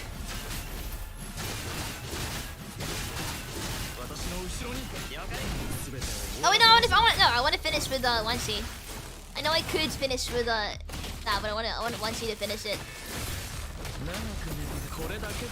Oh well, technically, Chrome got the last hit in. Damn it! Why is he voting? Hey, you running already? Who is the one barking "Don't run" early on? Come on, you don't go. Sure. It's over. Oh, he's tired. Aww. Once he stares at the enemy before him. Whoa! Time seems to stop momentarily. The air is so quiet. All you can hear is his own breath and Gear's footsteps. 1, 2, 3. Once he counts quietly to himself. Acquiring data, calculating direction, adjusting angle. Once he had heard everything Chrome and Kamui had encountered over Strikehawk's encrypted channel. He must avenge Troy, fulfill Arnold's wish, and fight for his comrades. More importantly, he must uphold his faith. Zhongli climbing sounds versus Wanshi running sounds. Well, Zhongli sprinting sounds as well.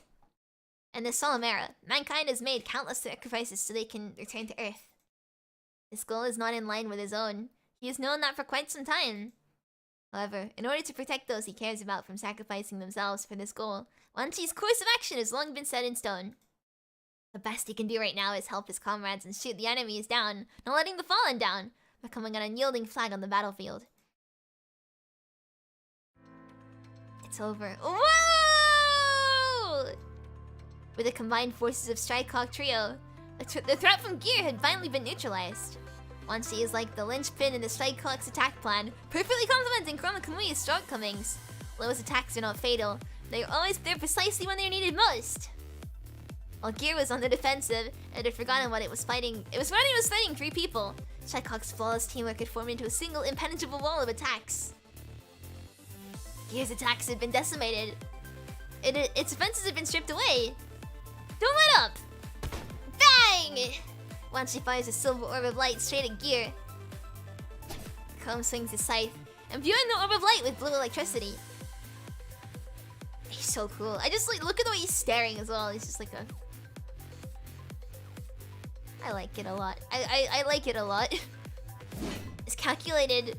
The orb strikes Gear's head where it had been weak. Oh, as calculated, the orb strikes Gear's head where it had been weakened by the Kamui's greatsword. It appears I underestimated you. It speaks its last mournful words. Gear collapses onto the ground and stops moving. We did it! Nice! Well, this sure was quite a train wreck. Ah, you could say that again. Well, at least it's over. Yeah, now we just need to get our hands on the target, and we call it a day. Once he slings the sniper rifle over his shoulder and walks towards Gear's remains. Unbeknownst to the trio, a faint light amid shines upon them among the lights of the surrounding buildings. After obtaining the file, Wanshi returns where he had left Arnold. When Wanshi approaches, he discovered that Arnold is missing. Instead, all that remains is the sphere bot and a can of herring.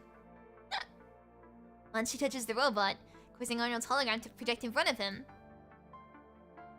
Oh no! What's this? Don't be sad, please. Goodbye, human of the new era. Maybe it's just me, but you're more human than anyone I've ever met in the cities of the Golden Age. Because you have the passion they don't. You have a heart. Don't worry about me. I'm just a human from a bygone era. Those of us who still remain should be scattered in the wind or buried in the dirt along with the times. In the past, we were cold, weak, and fragile. We were a fraction of what you'd become. You're far more real than anything we ever were. You can explore space or take back Earth for yourselves. Doesn't matter. It's time for you to start an era that belongs to the constructs. Take the can I left you as a token from an old soul wandering adrift. After all, I gotta shake some things up a bit, right? Well then, see you around, kiddo. Just as Arnold's message finishes, the sphere bot in Wanshi's hand runs out of power and falls into eternal slumber. Huh. Does this mean I still owe you?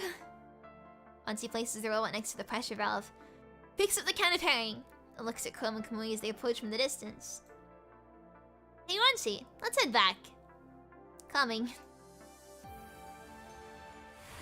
The Babylonian transport craft flies into the night sky with a trail of blue flame.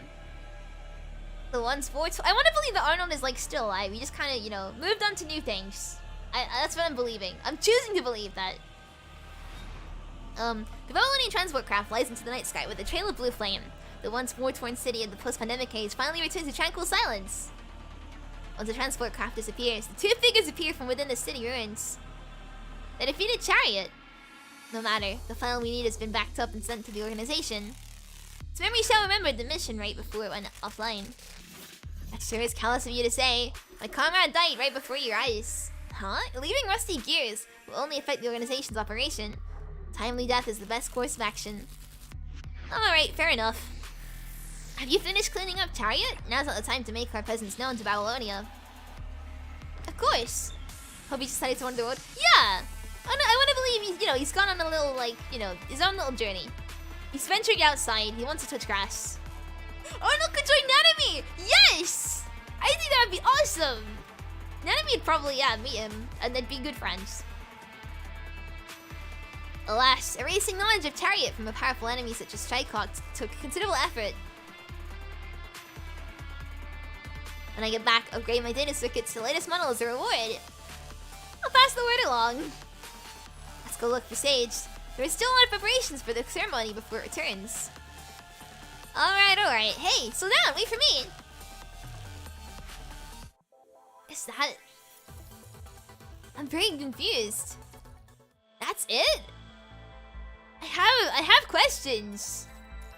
Who are the other guys? But... I like that a lot. That was really good. This whole Echo Aria was really good. We still got the hidden to do. Not today because we're only going for like 2.5 hours. Hidden won't happen today. It'll be soon. Yeah, soon. Next PGR stream I'll be pulling for Wanshi. Oh, you can see my cursor. I'm not touching my cursor, by the way. It's just moving on its own, like, accord. Anyway, yeah. Hidden will be done next time. But not like, not next stream, but like next week, probably. Yeah, I'm really tired. Can you tell? Something, brain not working. Oh yeah, tomorrow is Genshin 3.0, so we'll be playing that when it comes out. I'm really excited. I don't have any. I'm not gonna probably be pulling for Tinari or Tanari, however you pronounce it.